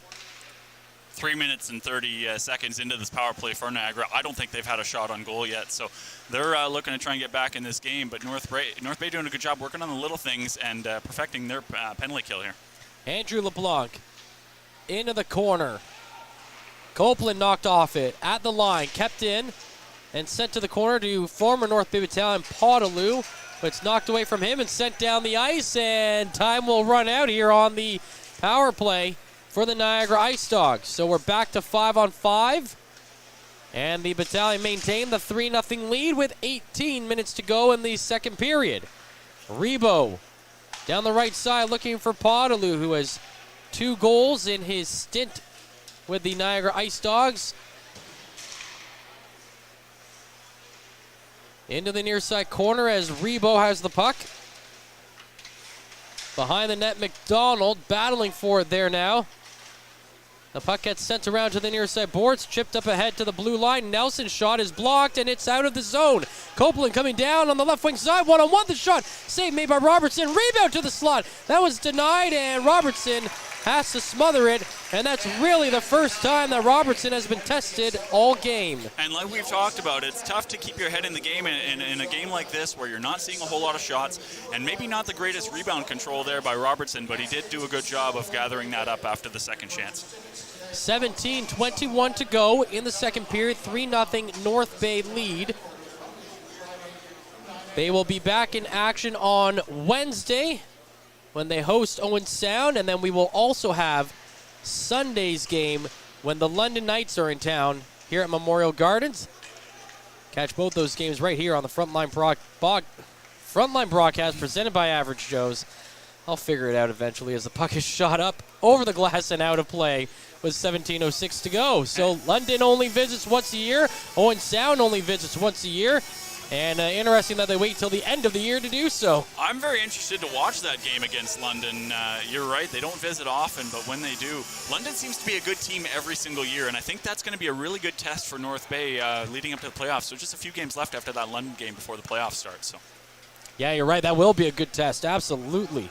Into the neutral zone. Hislop to the near side to Christopoulos. Christopoulos through the middle, sends it down the ice.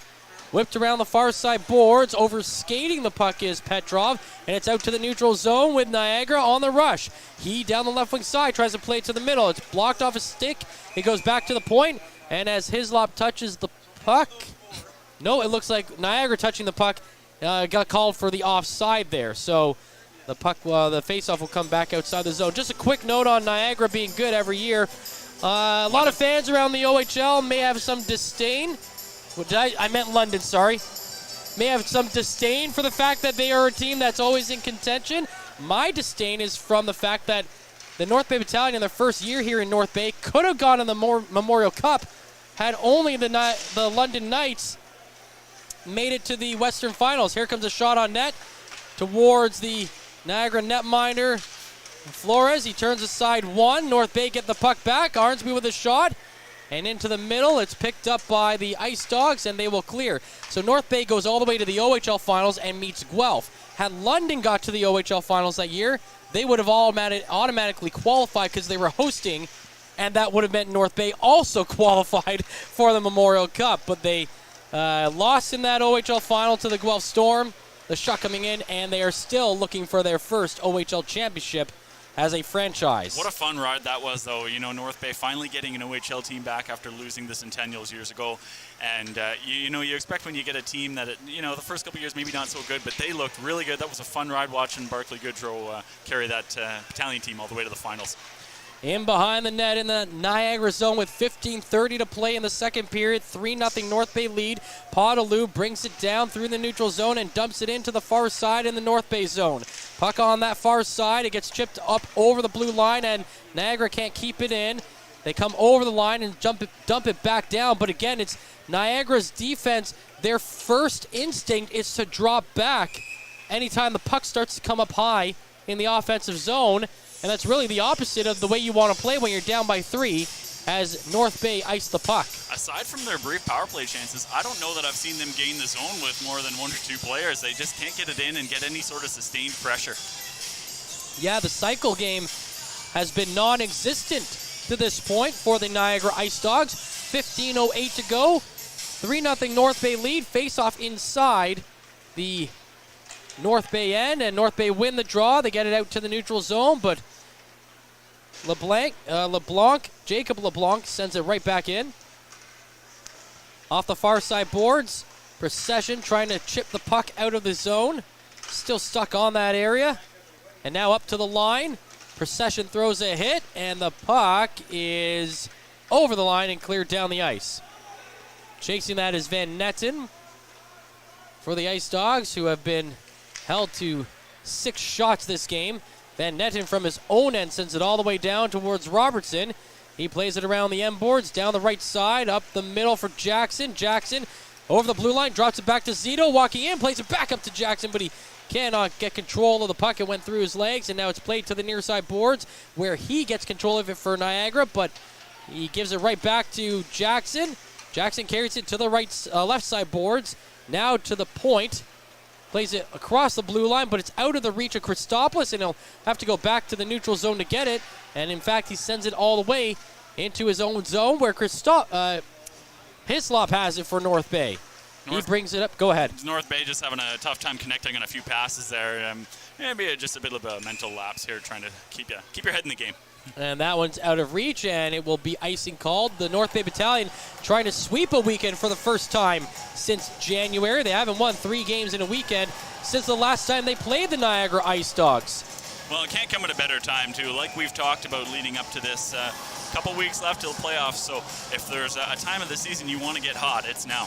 They beat Sudbury, Windsor, and Niagara on January 22nd, 26th, and 28th. That's actually the last time they had won back-to-back games of any type before this weekend. There's a shot on Robertson, and the save is made. Yeah, the Battalion spent the entire month of February in a win-one, lose-one pattern up until the trip south of the border, where they lost against Flint and then came back over the border, lost to Sarnia, but they got back onto the winning side this weekend with wins against Sudbury and Mississauga. Well, and I think a lot of teams have those stretches during any season where you kind of get complacent. And when you're having as good a season as North Bay is having, maybe you start to let a little bit of the fundamentals slip. And I think we saw that in February when they couldn't get any sort of sustained win streak going. Out to the neutral zone. Wakely has it for North Bay. Down the left wing for Tarasevic, who knocks it around behind the net. Tarasevic is back there as he gets tripped up. Looks like there was no stick contact, though. He just fell down there while he's trying to maintain the puck, and that allows Niagara to get it all the way down the ice. They've got control of it as Rebo walking in, takes a shot. It goes off the blocker, up high, and over the glass and out of play with 13:09 remaining in the second period. North Bay ahead, 3-0. It's a strong blocker save by Robertson there, and I actually think that that's the first real good save that he's had to make this game. Niagara hasn't really had any scary chances yet. No, you're right. That was a tough save, mostly because Rebo had all that room down the left wing as he was coming into the zone. He was able to just kind of walk in and fire that with everything he had there, yeah. 8 saves on the game so far for Robertson as North Bay win the draw. They get the puck around to the near side to Nelson, up to Romani. Romani pushes it over the blue line, drops it back to Nelson. He sends it down the left wing for Jackson to come into the zone, and he gets the shot on net, turned aside by Flores, and picked up on the far side boards by Romani. Romani circles the zone and sends a shot just high. Picked up behind the net by Van Steensel. He comes to the right side boards, sends it back to the corner for Arsby. Arsby tried to play it in front to Romani, knocked away by Niagara, and they will clear the zone. Copeland down the middle, over the blue line. Tries to play it to the middle of the zone. That one is knocked away, but O'Flaherty has the puck, and he sends it back towards the net, and Robertson will make the stop in play, and that should be his 9th save of the game if they give it to him. And it doesn't look like they... there it goes. There it is. Again, though, just Niagara not being able to get anything sustained. Just kind of a weak shot on net. Robertson had no trouble with it. And I think it sort of speaks to their effort level so far. I don't want to say that they're not trying. Obviously, everyone's trying out here. But it just sort of seems like the effort level and the compete level from the Battalion is leaps and bounds ahead of Niagara's at the moment. And I think North Bay's just doing a really good job of keeping their head in the game, realizing that there's still a lot of time left to play here, and they've got to maintain this lead by a strong defensive play. North Bay win the draw and get it out to the neutral zone.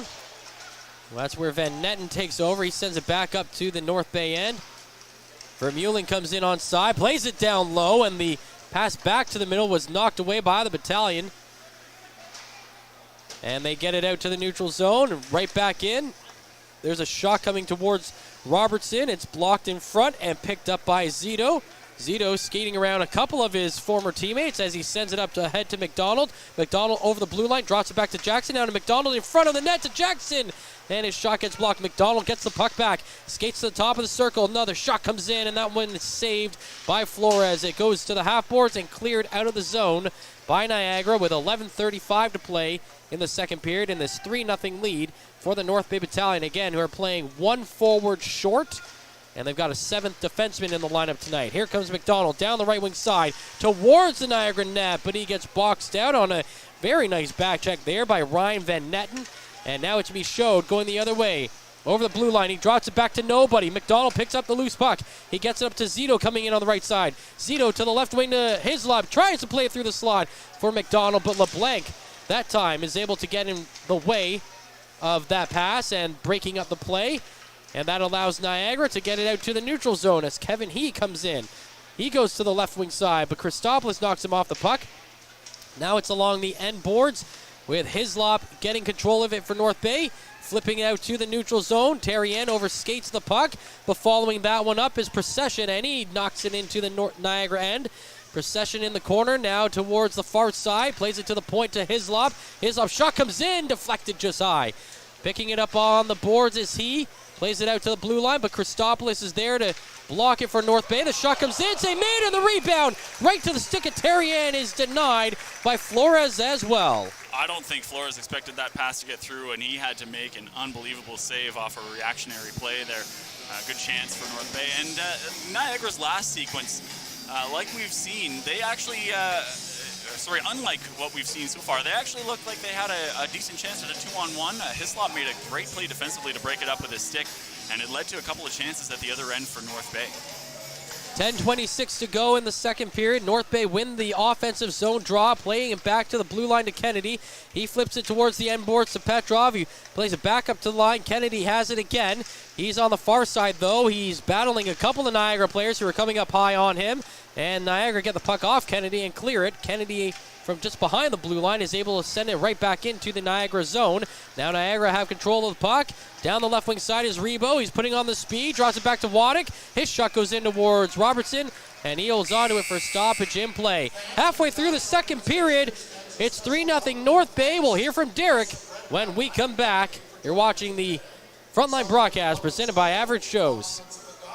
This period is brought to you by Canada Alumni Perks. Get information on special events and news or access the alumni job portal. Visit canadacollege.ca/perks for more information. Derek, no scoring yet in this period, but the Battalion killing off an early penalty kill, and now both teams having chances up and down the ice, which we couldn't have said in the first period.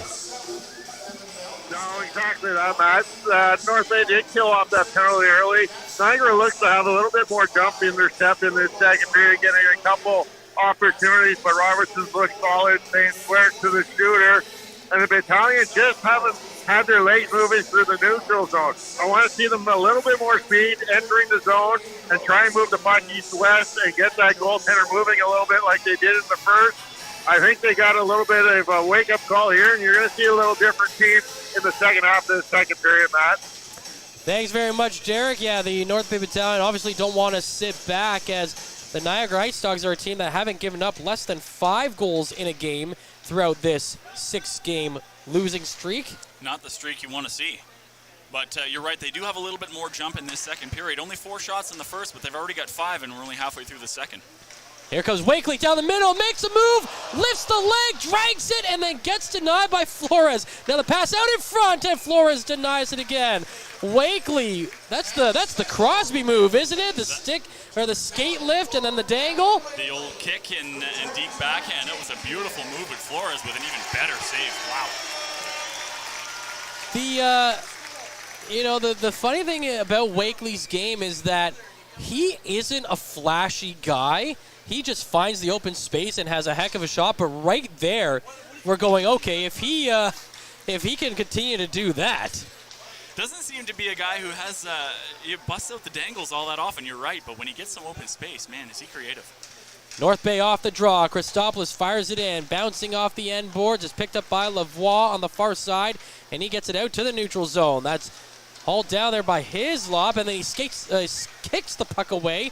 But Romani gets it back, sends it to the left side to Arnsby.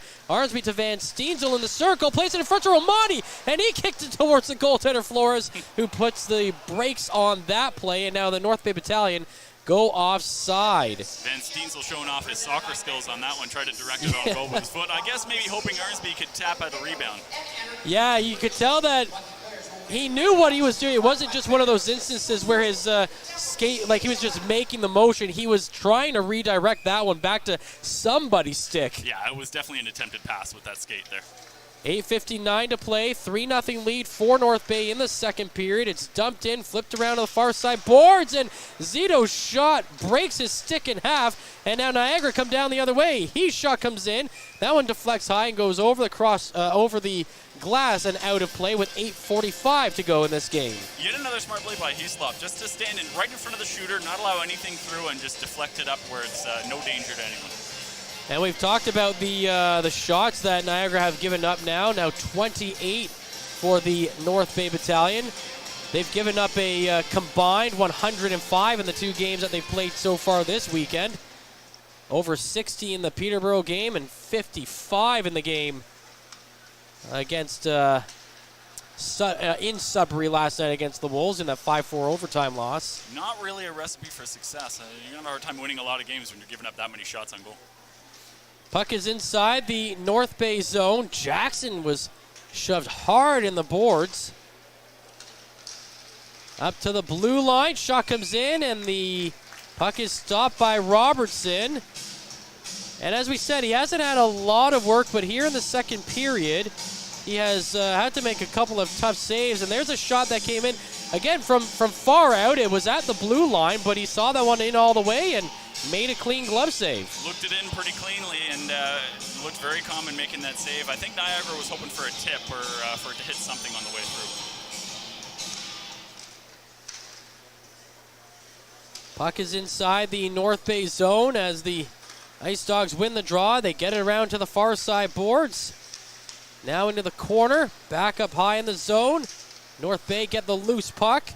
It's sent to the near side, and it is cleared out to the neutral zone. Van Netten hauls that one down from behind his own blue line up to Vermeulen. He gets stripped of the puck, coming in over the line by Winslow, who now plays it out to the neutral zone to McDonald over the blue line. Pass across the zone to Zito. Zito had it for a second, lost it on the poke check, and Podolou sends it down the ice. Those are the 2 guys that were traded for each other. It's Podolou centers the puck, but the shot just goes wide of the net. Now Niagara with a little bit of urgency, it seems like, in the offensive zone. The pass to the far side boards is picked up by Zito, though, and he skates it out to the neutral zone. And it's dumped down by the Battalion, actually dumped over the glass and out of play. 7:19 remaining in the second period. 3-0 North Bay lead, that lead being held over from the first period. McDonald looking for a dump in there, just happened to hit a Niagara stick and up and over the glass. But we talked about North Bay dressing 11 forwards and 7 defensemen this game. Kennedy slotting in as that seventh defenseman. He's made a couple of nice plays to break up Niagara rushes coming through the neutral zone, and maybe auditioning, hoping Houlihan sees this and gives him a little bit more ice time. Maybe he draws in a few more starts down the stretch here. Interference is going to be called here against the Ice Dogs, so the North Bay Battalion will be going on the power play for the third time today. They are 1 for 2 so far on their opportunities. Arnsby had a power play goal that actually opened the scoring at 4:16 of this contest. And it looks like they've got the 4 forward, 1 defenseman set up out there with Petrov on the point.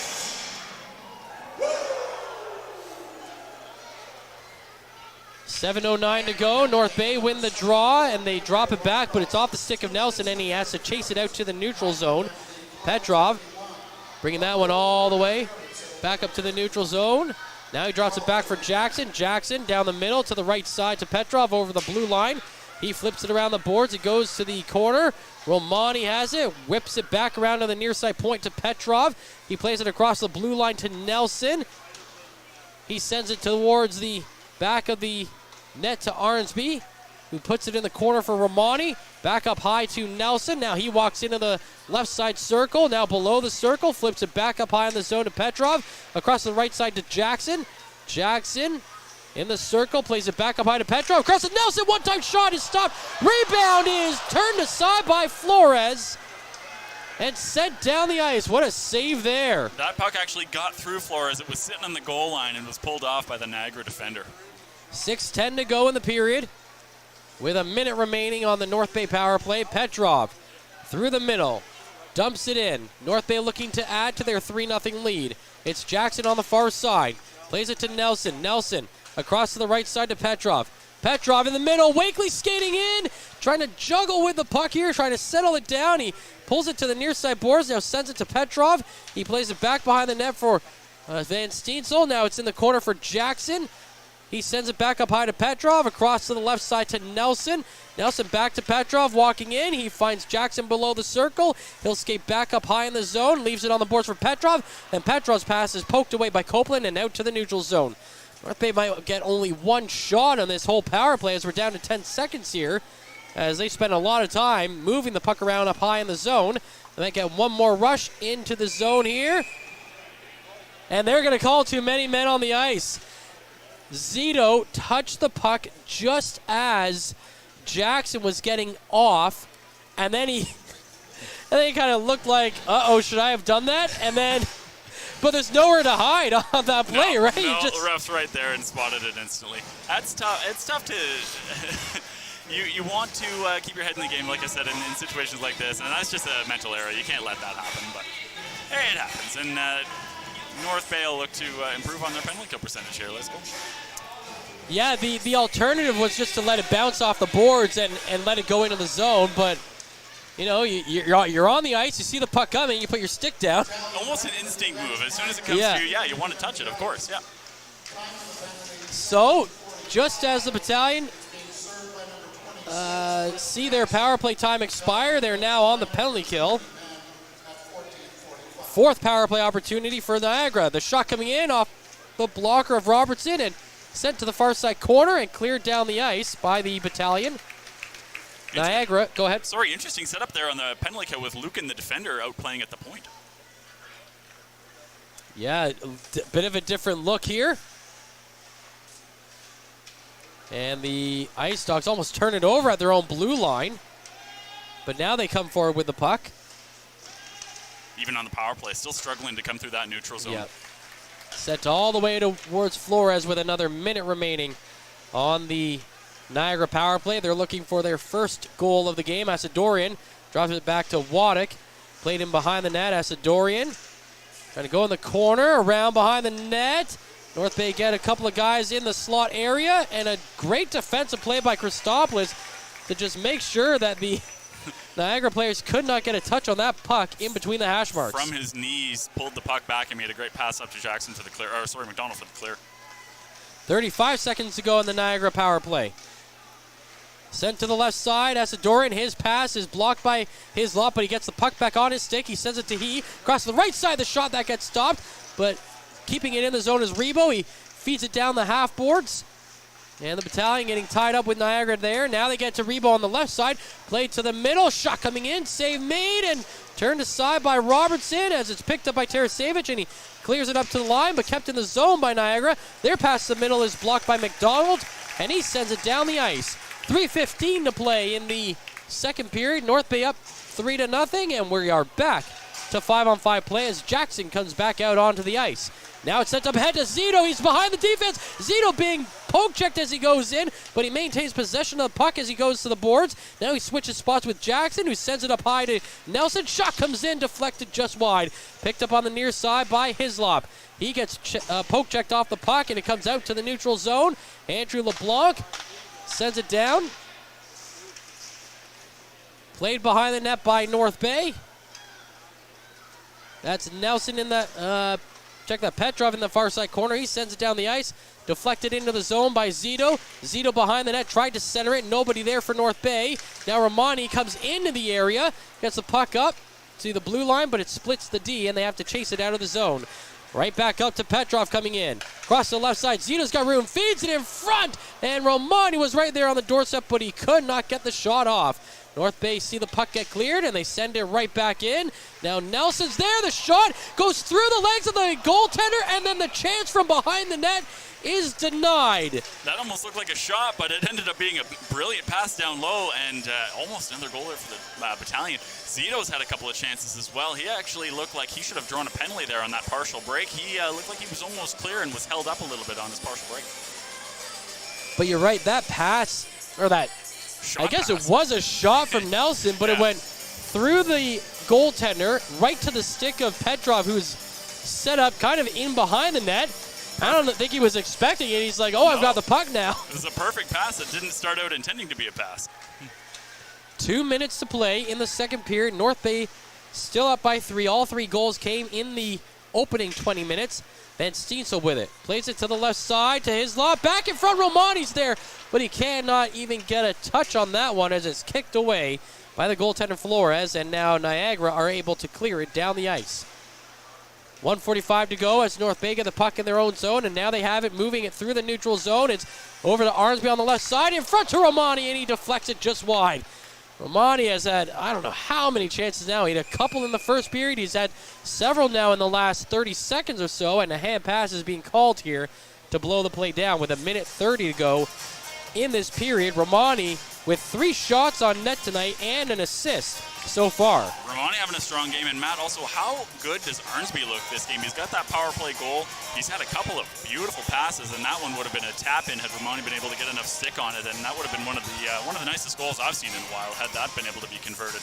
Arnsby is also doing a great job moving the puck through the neutral zone as well. He's making it difficult for Niagara to get it off of him when they're coming through the neutral zone. He's strong on the puck when he carries it. You're absolutely right. That puck is sent down the ice. Now it's McDonald coming into the net, and his shot gets through the slot and picked up on the far side boards by Winslow.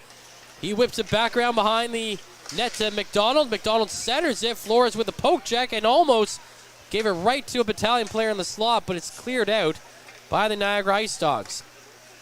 In the neutral zone, Zito with it now. Coming in over the blue line. That's a turn back. Send it back up to the center ice line, and now North Bay dump it right back down into the Niagara end. Behind the net, it is LeBlanc. LeBlanc just about ran into his own defender there, and North Bay just about had a tap in. Dorian sends it around to the near side boards, and it's cleared out of the zone. Now in the neutral zone, Kennedy finds the puck. Still got it here, but pushed off the puck by Vermeulen. And he will send it along the end boards with 20 seconds to go. Bertowski gets the puck first for North Bay. And Bertowski just content to hold the puck back there. Now he gives it to Wakely with less than 10 seconds to play. He finds Tarasevic in the neutral zone. Teresevich with 4 seconds to go, plays it across the neutral zone to Petrov. Petrov just fires it in, and time will wind down in the second period. So no goals there in the second period, and the North Bay Battalion maintain their 3-0 lead. Derek and Brad will break down everything that happened here in the second period when we return. You're watching the Frontline Game Day broadcast right here on YouTube, presented by Average Joe's. More on the way. Stay tuned. Average Joe's Eatery and Patio Bar is North Bay's only year-round lakefront restaurant. On the shores of beautiful Trout Lake, we have been serving delicious food and stunning views since 1999. Indulge in one of our delicious menu items, or simply sit with a cocktail in hand and watch the beauty of Trout Lake before your eyes. Check us out online at averagejoes.net or visit us in person at 3501 Trout Lake Road, North Bay. As a Canadore College alumni, you have access to perks. Canadore Alumni Perks. This is a lifetime membership that includes special access to great offers, opportunities to get involved, and so much more. Graduates can access discounts and special offers from businesses and hotels locally, across Canada, and internationally.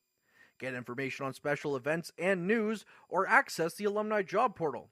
Keep in touch with Canadore's alumni office. Visit canadorecollege.ca/perks. Great things happen here. You rely on your vehicle to take you to the places that matter most to you. So bring your vehicle to the team you can rely on to keep it running at its best. Dave's Automotive Services. Whether you're getting your car or truck ready for the season with a tire change, making sure you're safe on the road with an inspection and certification, or doing your due diligence to keep your vehicle in tip-top shape with regular maintenance, Dave's Automotive Services has you covered. Expert troubleshooting, quality repairs, and time-efficient labor are the 3 stars of service you can expect when you bring your car or truck to Dave's Automotive Services at 411 Airport Road. Call 705-478-5544 and book your appointment today. The Frontline Podcast, Season 3. Courtney Kenny, Matthew Sukram, Derek Lindemann, Bob Coles, and Ben Long bring you closer to your favorite teams like never before. Covering everything to do with hockey in the North Bay area, exclusive interviews with the North Bay Battalion staff and players, expert analysis on the OHL, NOJHL, and more, keeping you up to date on all things Voodoos, Trappers, Lakers, and more. It's a new season, it's a new adventure. The Frontline Podcast Season 3. Available wherever you download your favorite podcasts. Tonight's broadcast is brought to you by Average Joe's Eatery. Average Joe's, where we want your experience here to be a happy one. 3501 Trout Lake Road. And welcome back inside North Bay Memorial Gardens, where no scoring will happen in that second period as the North Bay Battalion continue to lead the Niagara Ice Dogs by a score of 3-0. Couple penalties to talk about in that second period. First off, Gabrielle Runco went off for the Ice Dogs, interference at 12:51, and then the North Bay Battalion picked up a too many men penalty at 14:45. Shots on goal through 2 periods. In the second, it was the Niagara Ice Dogs 8 shots for a total of 12, and the Battalion 12 for a total of 33. Specialty teams look as this. 0 for 4 are the Ice Dogs. Battalion 1 for 3 in the man advantage. Taking a look around the OHL, 2 other games on tap today, and the big one to talk about is in Owen Sound, as after 2 periods of play, it's the Barrie Colts leading the Owen Sound attack 4-2. Elsewhere, the Saginaw Spirit respond with 5 goals in the second period, and they have a 5-2 lead over the Kingston Frontenacs. And later today in Hamilton, the Erie Otters make the trip to take on the Bulldogs. Well, Brad, different type of second period. Ice Dogs looked a little bit better, like a little bit. But the Battalion did sit back a bit and didn't take the game like they did in the first period. You're right. It looked like a totally different game there, that second period. I think Niagara did look a lot better. They were able to create a few chances, tripled their shots. But you're right. I think North Bay is sitting back a little bit offensively, just making sure that they don't give anything up and content to just kind of run this one out. And the big story is goaltending. Charlie Robertson getting the start. 12 saves. He hasn't had the busiest nights, but he was a little bit busier in that second period. He's looked solid, staying square to the buck and not giving up those rebounds. You're right. In the first period, 4 shots he faced and didn't really have to make a decent one. Didn't really face too many strong chances. But in that second period, he faced a couple of really good shots, really good chances by Niagara, and looked very strong, very composed back there. And on the other side, 33 shots. It looks like another big night for the shot clock here, as we've seen the Ice Dogs give up in the past weekend 66 and 55 shots in 2 losses. I don't know. It's a firing range, and the Battalion look like they're going to have a big third period, I think. Poor Flores. It's just a shooting gallery back there. And you know what, though? He looks good, and he's doing a good job of keeping his team in this game. And one of the things we do here is our players to watch. And right now, after 2 periods, let's recap how our Mike, the financial advisor's players to watch have been doing so far. Players to Watch is brought to you by Mike, the financial advisor. If you have financial questions, he has financial answers. On Facebook, Instagram, and TikTok at Mike the FA. Our player to watch for the Ice Dogs, Zachary Lavoie, zeros across the stat category. No goals, no assists, no points, no penalty minutes, no shot attempts, and no face-offs. And for the North Bay Battalion, 30-goal man, Dallin Wakely. So congratulations, Dallin, on hitting that milestone. 2 players, one with a goal, one really hasn't been seen out there much. Well, yeah, you're right. He hasn't, but that's going to be the same story for much of the Niagara team tonight. They just haven't looked very inspired out there. They're not creating much in the way of chances, and the Battalion defense is doing a good job of ensuring it stays that way. Talking about one of the other segments we do on the Frontline broadcast is the Dave's Automotive 3 stars of service. We'll have those 3 stars after the contest, but 3 stars, that's been a really hot topic in the OHL lately, especially after Friday night's game in Mississauga with the North Bay Battalion winning by a score of 3-0. Dom DiVincentis recording 29 saves in the shutout, 27 shots were for the Battalion recorded on goal. Josh Bloom records 2 goals in that game. The other one going to Ty Nelson is 22nd of the year. Here's your 3 stars of the game. 3rd star from the Mississauga Steelheads, Angus MacDonald, 3 shots in the game. 2nd star, Dom DiVincentis, deserving so, at least one of the stars. 1st star, Parker Von Richter of the Mississauga Steelheads, 2 shots on goal. I watched this game. There's no way Mississauga deserved to be anywhere near those 3 stars after the game DiVincentis put up. They deserving so, probably 1st star honors. Josh Bloom, 2 goals, not even recognized. So 3 stars. Are they still relevant in today's hockey game, Brad? Well, you have to wonder if the fact that Mississauga was the home team sort of factored into that. I actually don't have much problem with Mississauga getting 2 of the 3 stars. I thought DiVincentis should have been the 1st star, 46 saves shutout. He was phenomenal and honestly made some saves that I don't think any human should be able to make.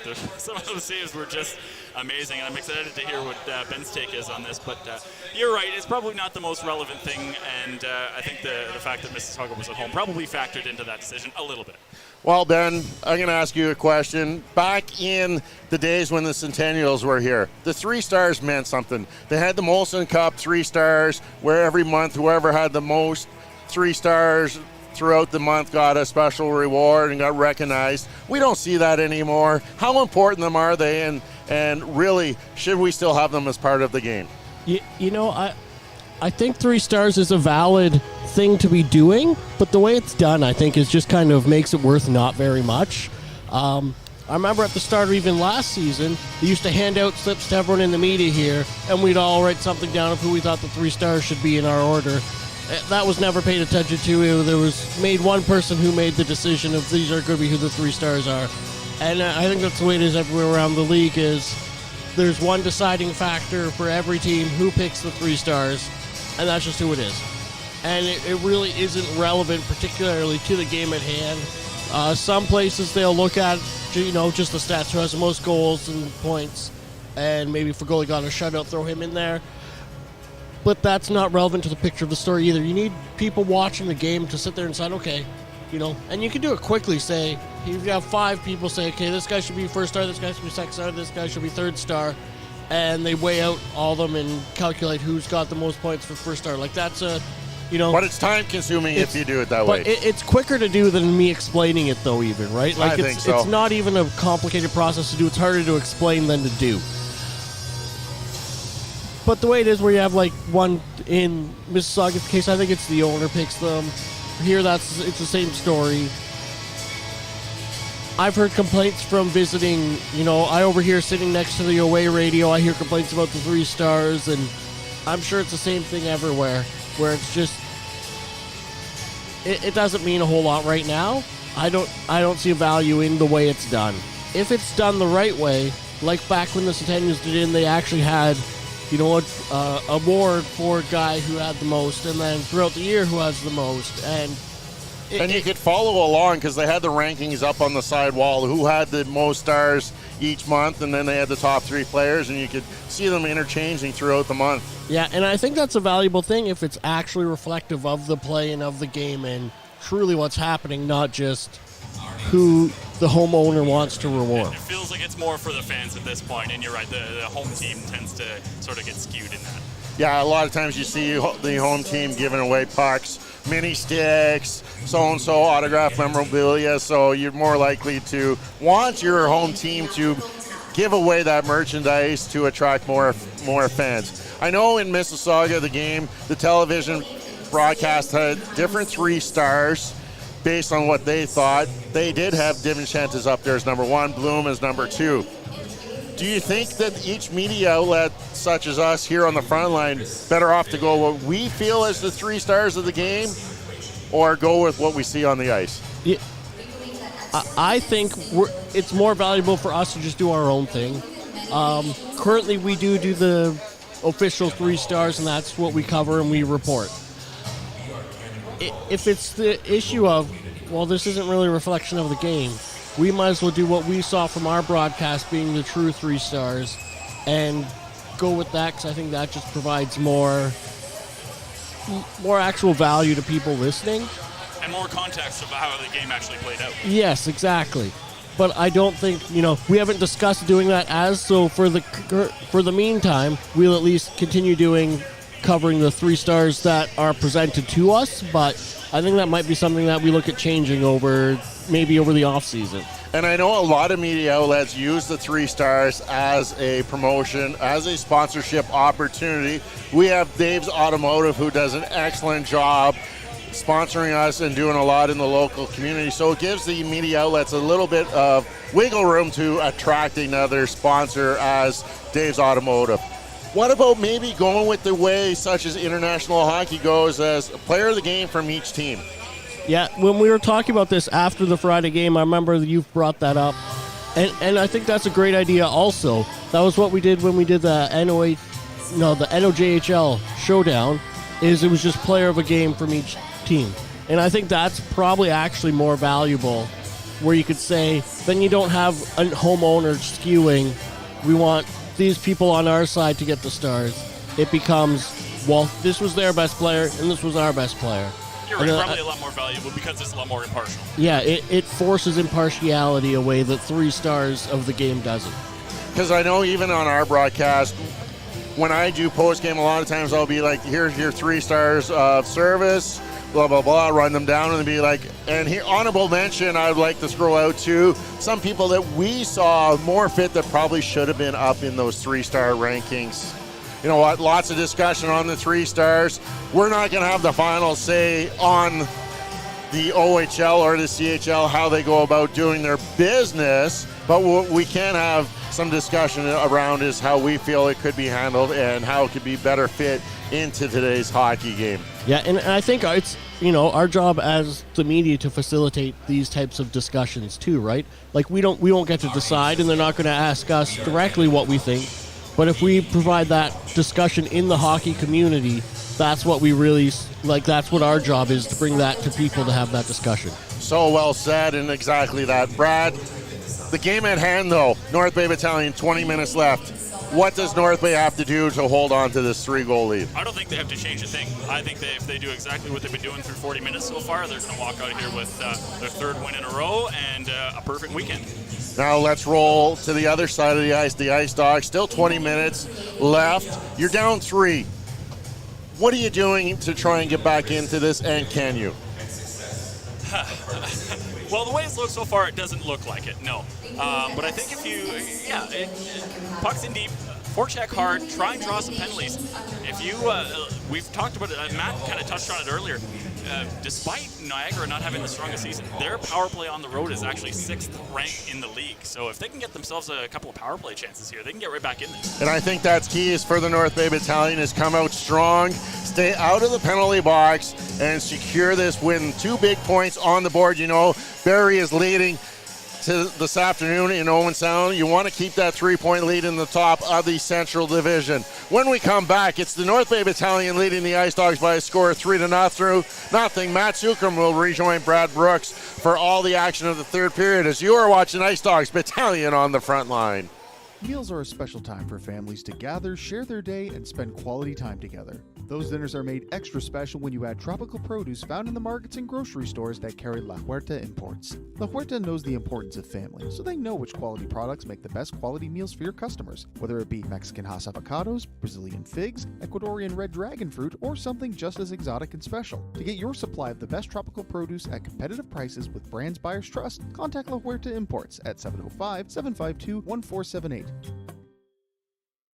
Community engagement is one of our core focuses at McDonald's. The key is finding the right people who are passionate about the same things we are, helping kids be kids. McDonald's proudly supports local organizations such as the North Bay Regional Health Center Foundation, Big Brothers Big Sisters, One Kids Place, the Children's Aid Society, and Ronald McDonald House Charities. Stop by McDonald's on 1500 Fisher Street, North Bay, to see how we can serve you and the community every day. Hey there, I'm Mike the Financial Advisor. When you strip it down to its core and you take away all the industry jargon, I help people solve financial concerns. So if you're concerned that you'll never save enough to retire comfortably, or that your kid is going to graduate post-secondary $40,000 in debt, or maybe even that life is going to take a really unfortunate sideways turn and somebody is going to have to open a GoFundMe page for you and your family, I can help you prevent all of those things from happening. If you want to see how, you can find me on Facebook, Instagram, and TikTok. Just do a search for Mike the Financial Advisor. You should find me.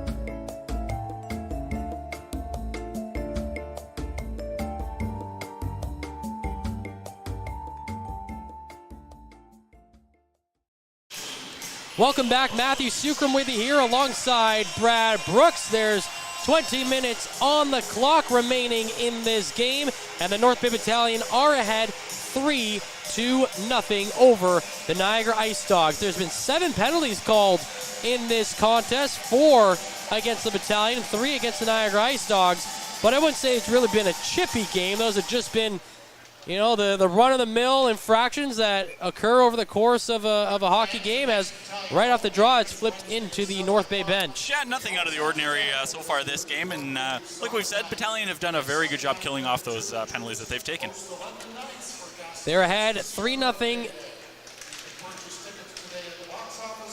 and up 33-12 in the shot category as the play resumes here. Puck is sent into the North Bay zone. Romani has control of it. He sends it up ahead to Van Steenstol down the left wing side, taking a shot into the glove of Flores, and he holds on to it for the stoppage in play. If you're Ryan Holohan, what do you say after a team that comes out and scores 3 goals in the first period and then isn't able to generate any more offense in the second?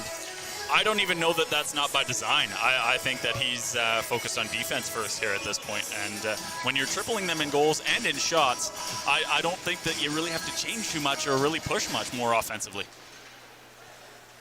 Face-off in the Niagara zone, won by the Ice Dogs, but they can't clear. McDonald had it at the line, then it got knocked off his stick, and they will have to chase it into the neutral zone where Lucan has it.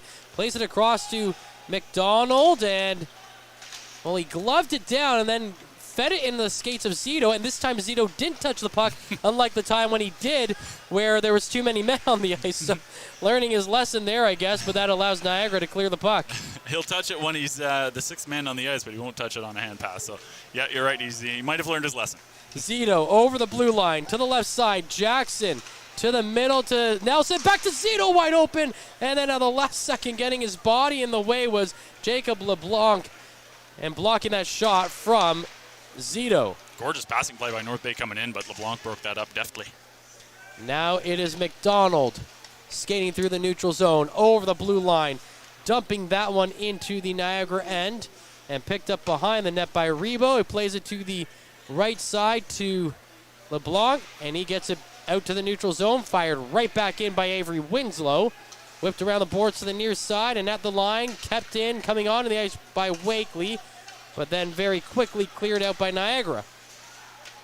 Back in the neutral zone, Lavoie with the puck, dumping it down in behind the North Bay net. That is Winslow, sending it to the right side boards to Tarasevich. Tarasevich can't clear, and then instead, Niagara inadvertently clears it themselves. Boy, that was a hard minute of hockey to watch. Put themselves offside there. Yeah, a little slow coming out. I heard you say it earlier, and I actually wanted to touch on it.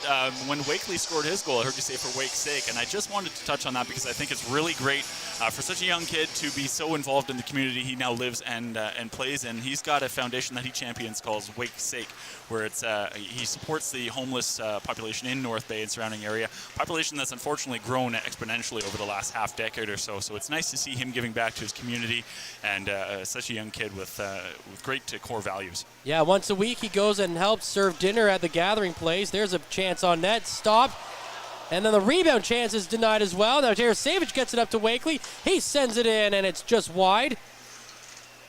Down the right wing boards, Wakely has it, still in the zone, plays it to Tarasevich in the middle. He skates behind the net, now centers it, and it gets through. Now at the line, Kennedy's shot comes in, and it goes just wide. Down the left side boards, Petrov has it to Nelson at the line, sends it wide of the net. Tarasevich trying to get the rebound off the end boards towards the net. It goes up high, punched away by Rebo, but then to the line, it's Kennedy keeps it in, plays it to the right side circle of Petrov. He deflects it towards Tarasevich. Tarasevich back in front to Petrov, and the save is made point blank as Flores stops him. And then after the whistle, there was a hard shove on Petrov. Now Wakely goes in to stand up for his teammate, and he is tied up with, I believe it is Rebo over there, as the officials get in the way, can't get a read on the jersey. Check that O'Flaherty, and the officials just sending either guy to their respective benches, and nothing will come of it with 16:59 to play in the third period. 3-0 North Bay lead. Yeah, I didn't quite see what prompted that, but yeah, most of the players on the ice getting involved in a bit of a shoving match there, and Tarasevich looking dangerous down low with a beautiful pass out front to Petrov and just about got one. Face-off will be inside the Niagara zone. Romani wins it back to Arnsby at the half boards. He plays it to the point to Christopoulos. Christopoulos sends it behind the net to Romani. Pushed around on the near side boards to Arnsby. Romani now skating up to the blue line, and it's turned over, and Lavoie coming down on the breakaway chance. Lavoie is pulled by Romani, and they're going to give him a penalty shot. I'm not sure that I agree with that decision. He didn't really look like he was on a breakaway there. He kind of had to use his body to shield the puck from the defender. But, yeah, we'll see a penalty shot from our player of the game, Zach Lavoie here. Zach Lavoie was the guy who did not score for the Mississauga Steelheads last year in a game that it came down to a shootout. He missed, and that led to the Battalion clinching the Central Division title. Not as much pressure on him this time, but he's looking to get his team on the board. Starts out wide right, and his shot is stopped by Robertson, and it remains a 3-0 game. No fear of Robertson there. He stood him down and made a great save on Lavoie coming in. Lavoie didn't look like he tried to make much of a move. He tried to just shoot it past him, and Robertson got a piece of it. It looked like with the arm or glove there. Yeah, you're right. He got into the circle, then started to cut across and just flipped it towards Robertson. I think maybe made Robertson think that he was going to make a deke and then just tried the quick shot past him, and unfortunately didn't work for him. And now off the draw, North Bay get the puck out down the ice. Petrov was going in for the breakaway attempt as he was trying to chase down a loose puck, but the Ice Dogs get in his way, so an interference call is coming up against the Ice Dogs, and they do touch it in their own zone, and So now the North Bay Battalion will get their 4th power play of the game. Petrov was gone. Both Niagara players were facing the North Bay end, and Petrov had that puck clear, and you're right, he was interfered with clearly there. Oh, man. Yeah. Not even a debate on that call. I mean, you're just trying to help out your goaltender in that instance. You do not want Petrov coming down with about 150 feet of runway towards. Pick your poison. Petrov on a breakaway or a North Bay power play now. That's it. North Bay lead 3-0. They've got the extra attacker out there on the power play. Zito with it. And now down to the goal line to Wakely. He switches spots with Zito, who now plays it up high to Winslow. Across to the right side, McDonald walking along the blue line. Gives it up to Zito, who goes back to the far side. Now he works in. Plays it back up high to Winslow, to McDonald. Cross zone pass to Zito on the right side, to McDonald on the left side. The shot goes off the glass and high, out of play. Man, McDonald has an absolute rocket off that stick. He does, and that was just a wrister. Unbelievable how the speed that he can generate just flicking that puck on net like that. Unfortunately, way wide, but how about that no-look pass from Zito right across completely across the zone, defensive zone there. Yeah, that puck was moving pretty easily through the top of the slot for the North Bay Battalion. They win the draw. Shot comes in, save made. Rebound off the blocker is stopped as well. Was that Arnsby again trying to... No, that was Van Steensel. Remember, that's how Arnsby scored the first goal. It came up high, and then Arnsby batted it out of the air. Just about had our second baseball goal of the game. That's it. Speaking of baseball, the 3-2 count has premiered here, presented by the Frontline Podcast, and it's available now wherever you get your favorite podcast. New episode out this week. Playback underway. It's Zito with it. Into the corner for Van Steensel. Back on the right side half boards for Zito. Walking into the corner now. Turns back, looking to the line. He plays it to Winslow. Back to the right side across to McDonald. One-time shot gets stopped in the slot, but it's loose in the area. Picked up by Van Steensel. He sends it around the boards to the near side to McDonald. McDonald cutting in. Plays it back up high to Winslow across the right side. One-time shot from Zito is stopped off a skate in front, but McDonald gets it back. Plays across to the right side to Zito. Zito twisting, turning at the line. He gets knocked away from the puck as it bounces off his stick and gets cleared out to the neutral zone. You can tell they like that set play. They tried it a couple times. Winslow at the point, down to Zito at the half boards on the right side, and a quick cross-ice pass to McDonald on the left side for that one-timer.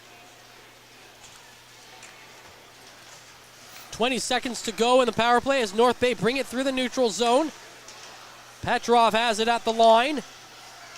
Looking for some options. He feeds it to the half boards to Romani. Back up high to Nelson. Now to the right side to Petrov. Petrov back to Nelson in the middle. Now walking to the left side circle. Back up high to Petrov. Shot comes in. Deflected wide of the net. We are now at 5-on-5 as coming out of the box is Runco.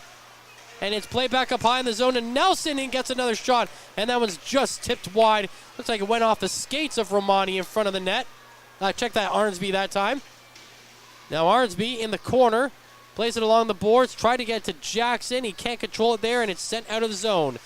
13:55 to go in the third period. 3-0 North Bay lead. Now Lukin through the middle. His shot goes nowhere as he fans on it. And now Lavoie coming in over the blue line, but he was a little bit late joining the rush as Podolou was pushed over the line by Lukin, so offside against Niagara. I think Podolou was about 4 steps ahead of the play anyway, but how good has Owen Flores been so far since the first period? He's faced, how many shots did he face in the first? 21 shots. He's faced 18 shots since, hasn't allowed a goal.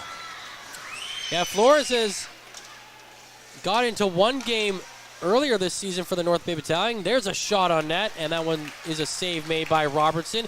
He came in relief of Josh Rosenzweig in a game, and he allowed 3 goals in 17 minutes of ice time against the Battalion. So it was looking like, basically repeated those stats throughout the first period. Yeah, but overall body of work tonight, much better game for him. He's got to be excited about this going forward. Playback underway as the puck is sent down the ice by the North Bay Battalion. And it stopped. I was going to say, almost identical I mean, he gave up 3 goals in 15:46 of ice time to the Battalion today. Yeah, history repeats itself, I suppose. Battalion looked pretty potent in that first period, though. The chances and the shots were coming quick, and there wasn't much Flores could do. Defenders were not doing a good job of keeping shots away from him. So there are 2 streaks on the line here for the Niagara Ice Dogs in this game. Terrien absolutely tackling Vermeulen as he tried to get the puck out of the zone.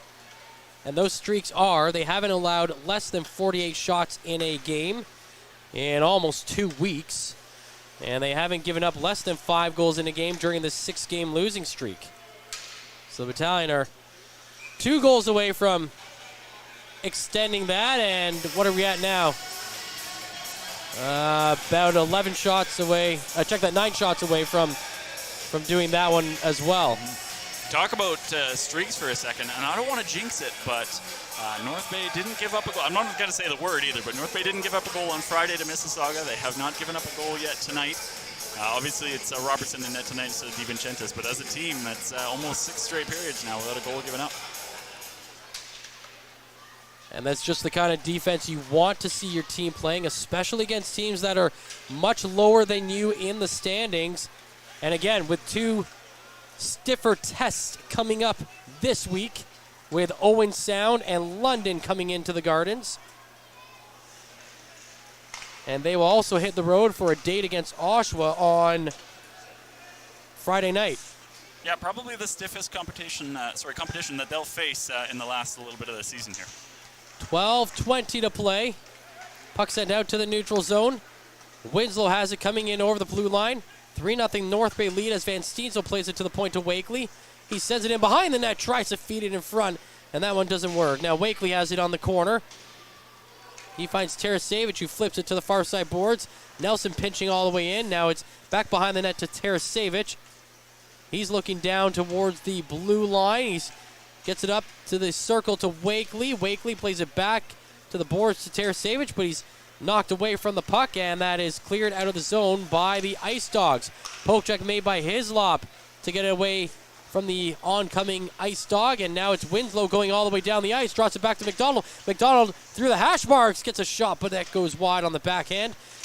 It's now in the far side corner, picked up there by Bronson Ride of the Ice Dogs. He loses it behind the net to McDonald. He tried to center it. That one's knocked away from the stick of Zito. He gets it back off the boards, tried to center it again, and that one is stopped by the Ice Dogs, and they will clear the zone and dump it down into the North Bay end. 11:15 to play in the third period as Niagara have it, and they turn it right back over. And it right back to North Bay in the neutral zone here. North Bay give it right back, though. To Michaud, the shot coming in, and blocker save made. Lavoie has it on the far side. Gets it out of the zone, up ahead to McDonald. McDonald coming in on a breakaway now behind the defense. The shot, and the save is made by Flores. McDonald just couldn't get that puck to settle down. It was rolling on him the entire way. Now Lavoie going in on a partial break, and the save is made by Robertson. Hard hit in the far side corner. No call coming up there as Lavoie knocked down Paul Christopoulos. Out to the neutral zone, and Hislop is sending it down the ice. And as I thought here, as I think we've kind of all thought, that North Bay playing much the same way they played in the second. Just a safe game and get out of here with the win. O'Flaherty dumping it down the ice, and that will be icing called against the Ice Dogs. 10-11 to play in the third period. It's a 3-0 North Bay lead, and they are now up to 40 shots in this game. Yeah, they slowed down considerably. It looked like after the first period they were going to be on pace to get over 60. So they've slowed down a little bit. Credit Niagara's defense a little bit, though. They've stepped up and they've played a stronger game through the last couple of periods here. Dom DiVincentis had a heavy workload last night check that on Friday night in Mississauga, making 46 saves in that game. But outside of that, the Battalion didn't allow their opponent to shoot more than 20 shots on net in their previous 2 contests. Yeah, they have been playing well lately, and like we had talked about how they kind of struggled through February. I just wanted to mention the stat that I kind of found interesting about the North Bay Battalion. Through the start of the season and up to the end of January, they had played 11 games where they gave up 30 or more shots. February alone, they had 6 such games where they gave up more than 30 shots. Yeah, that was definitely a trying month. But definitely playing better now. Looking for their first 3-game win streak since the end of January. And again, the last time they put 3 in a row, that third win was against the Niagara Ice Dogs. 9:20 to play as the Ice Dogs bring it back into the North Bay zone. It's 3-0 for the Battalion as they bring it up the ice. It's Terrien coming down the left wing. Tries to cut to the middle. Now back behind the net. Terrien is still in the area. He's got Procession helping him out, but Terrien tries to carry it to the far side. Gets away from a hit and then goes to the far side corner, then plays it back behind the net for Procession. He plays it up to the blue line to Bertowski. Back to the right side board to Procession. He takes a shot. It's blocked off a stick of Rebo. It goes way up high and hits a stanchion. And that is where we will take our break after there's some pushing and shoving going on, and we'll get word from Derek on what the heck is going on down there when we come back. Halfway through the third, it's 3-0 North Bay. This period is brought to you by Canada Alumni Perks. Get information on special events and news or access the alumni job portal. Visit canadacollege.ca/perks for more information. Tonight's 3 Stars is brought to you by Dave's Automotive Services, 411 Airport Road in North Bay. Expert troubleshooting, quality repairs, and time-efficient labor are the 3 stars of service you can expect from Dave's. Welcome back. Derek is down between the benches. Derek, a little bit more animosity between these two teams in this period, but the Battalion maintaining that 3-0 lead. Yeah, you know what? Animosity is Jacob Terrien who's causing it, and that's the way he's got to play. That's the style of game he brings, game in and game out. He doesn't know anything differently, and that's his game, and he's got to stick with it no matter what the score is.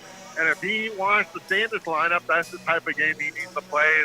On that line, teetering either way. And you know what? Battalion looks totally different here in this third period, looking to get that 4th goal. And unfortunately, Flores has been playing excellent in goal for the Ice Dogs, Matt. Yeah, he absolutely has. Like Brad pointed out, 3 goals allowed on the first 21 shots he faced in this game in the first period. And he's now stopped 19 shots throughout the next 2 periods. So Terrien is in the box for roughing. Runco is in the box for roughing as well.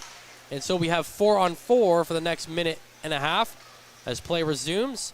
North Bay bring the puck through the neutral zone. Jackson up to the center ice line. Stops and turns back to his own blue line and sends it to the far side to Winslow, who will now drop back behind his own blue line. And then he sends it up ahead to Petrov. He drops it back to Jackson. Jackson has room through the middle, down the left wing side now. Puts it into the circle for Petrov, who now sends it on the boards for Winslow. Winslow rushing in, going in behind the net, down the right side now. Still carrying the puck as he circles back to line. Takes a shot, and it's deflected high. Picked up on the far side by LeBlanc. And it is controlled by Niagara as they look to get it out of the zone. Taking their sweet time doing so. LeBlanc coming out of the zone, down the left wing side. Poke check made by Christopoulos as LeBlanc entered the offensive zone, and that puck is picked up by McDonald now, and he will move it slowly up to the line. Now he's got a burst of speed going the other way into the attacking zone on the right side. McDonald now whips it around the boards to the point to Hislop. He sends it to the right side to Christopoulos. Christopoulos fires it back in behind the net. Zito back there, controlling the puck as he carries it to the far side corner, to the half boards to McDonald. McDonald up high in the zone, waiting with it. Now he takes a shot. It's deflected off the stick of Christopoulos, and he goes sliding into the goaltender as he puts the puck just wide of the net. Puck rolled on Christopoulos just as it hit his stick, and unfortunately lost his footing as well and slid into Flores. Now Niagara coming in. There's a chance, and the puck is shot just high. Robertson made the initial save, and then the secondary chance is flipped over the crossbar. Now it's Terrien out of the box. Has the puck, takes a hit. Puck goes inside the Niagara zone, but the Battalion were offside, so Niagara gets a free chance to play with it.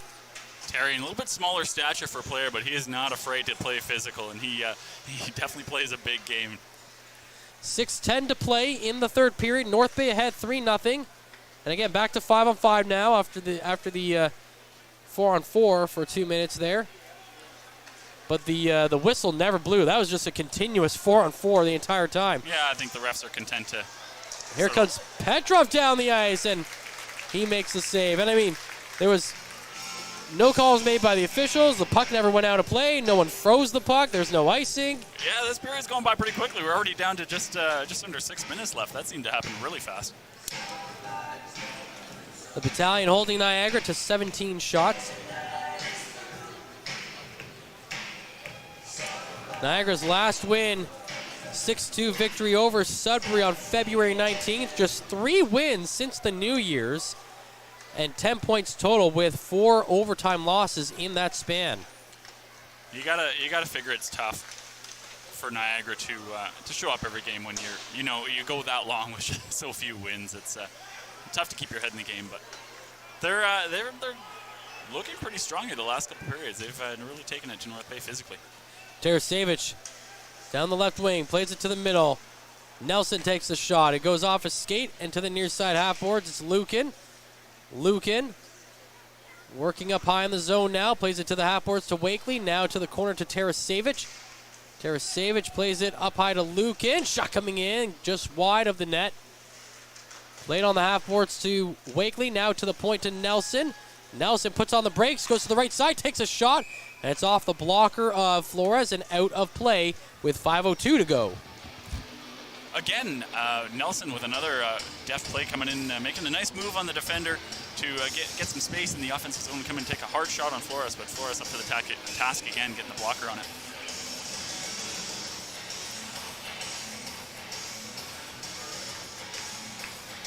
Face-off will be inside the Niagara zone.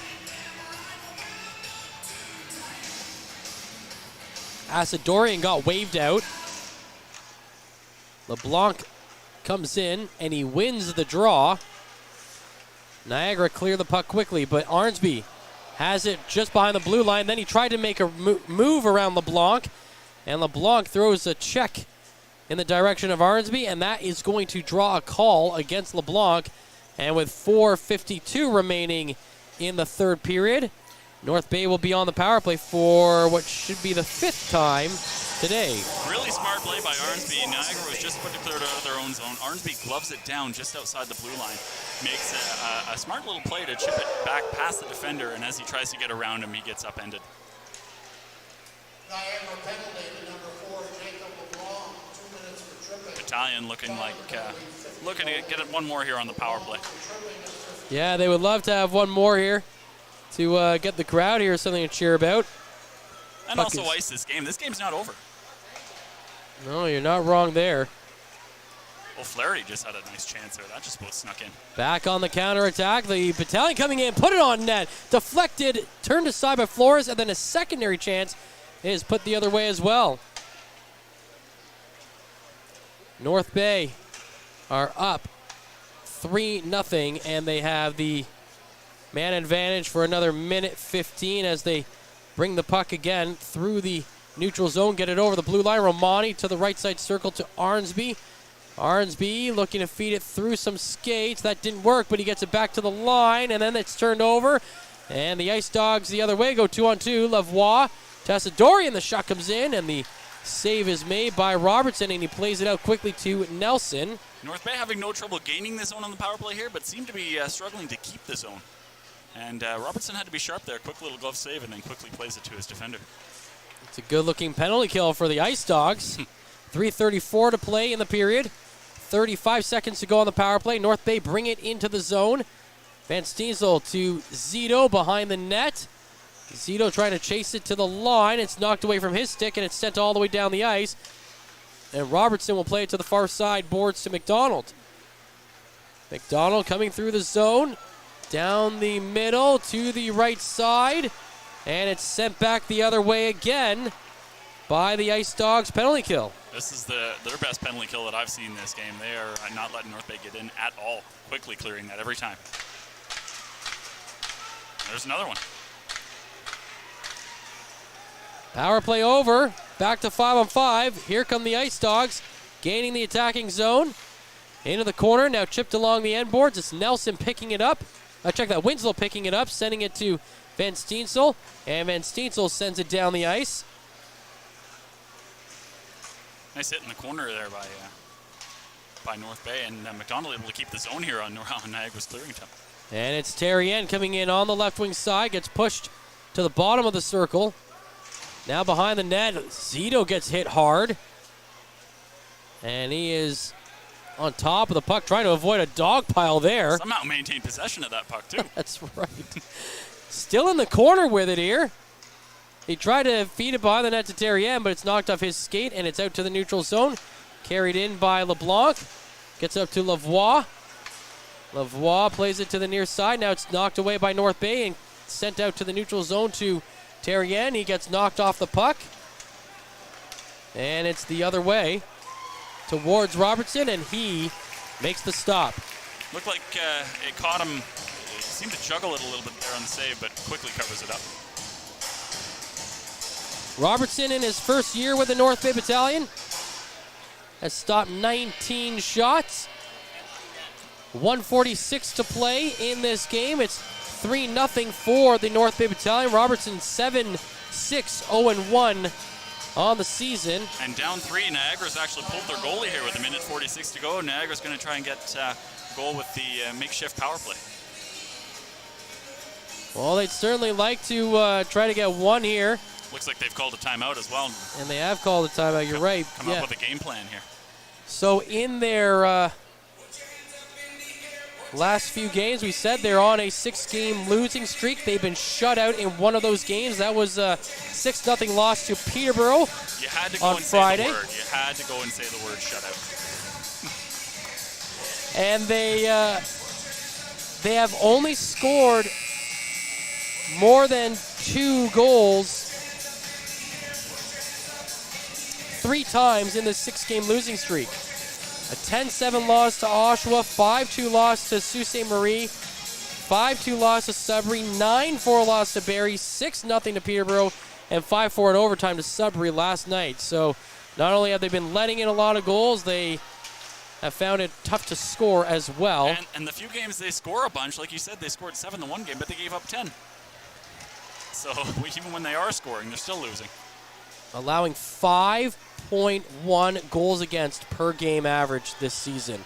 Petrov steals the puck in the zone, feeds it to Tarasevic in front of the empty net, and Tarasevic will score. Nikita Tarasevic will get his 14th of the season. Sorry about that, Matt. I just wanted to. Petrov sort of reminds me of Marner, the way he sees the ice. I mean, I don't know if that's too high a praise for him or not, but just the way he sees the ice, the passes that he makes, I'm not sure how he saw Tarasevic there, but Tarasevic had an easy tap in on the kind of shorthanded play here. And like we said, in Thursday's game for the Battalion against the Sudbury Wolves, Tarasevic and Petrov just have that chemistry together, don't they? I think Petrov knows where Tarasevic is, even if he's not looking anywhere in this direction. So it's 4-0 North Bay with another minute 10 remaining in this contest. And I think the Edmonton Oilers would love that Mitch Marner comparison with Matvei Petrov. You're not wrong. If you can get a Marner type to feed a guy like McDavid, McDavid's on pace for, 60, 70 goals this year. Think of what he could do with a guy like Marner passing to him. Yeah, 140 points is his expected total. Oh, goodness. I mean, he almost had 100 points at the All-Star game, didn't he? Putting up Gretzky numbers. Flipped over the over the boards and into the bench. And the play will be called down. 35.8 seconds remaining in the third period. And Tarasevic, that wasn't technically a shorthanded goal, but just wanted to mention 4 of his now 14 goals on the year come shorthanded. So he does a great job of protecting the puck. He's got a smaller frame as well, but does a great job protecting the puck and is fast. So. Zito puts it in towards the goaltender Flores, and he stops it for the save. And now some pushing and shoving going on in front of the Niagara net. And I wonder if the officials will just send a couple guys off just to keep some cooler heads here with 27.5 seconds remaining in the game. And yeah, so I don't know how many empty net goals Tarasevic has on the year, but you're right. That's, a couple of, when he's 4 shorthanded goals, so another one with the net empty, so that's another goal where the other team has more guys on the ice if you want to. That's it, yeah. Slice it that way. Yeah, speed kills, and he's dangerous with those legs. McDonald with the puck right in front of Flores, and he stops it. 10 seconds to go in this game as it's sent down the ice into the North Bay zone. McDonald has it. McDonald will freeze it. And Charlie Robertson will have his second career OHL shutout as the Troops win 4-0. He makes 20 saves against the Niagara Ice Dogs, and the Battalion have won their 3rd in a row. I'm just glad we didn't jinx him. We said the word a couple times, but Robertson had a great game. He was solid when he needed to be. A couple of really good saves on a couple of really good chances for Niagara there, and he looked great this game.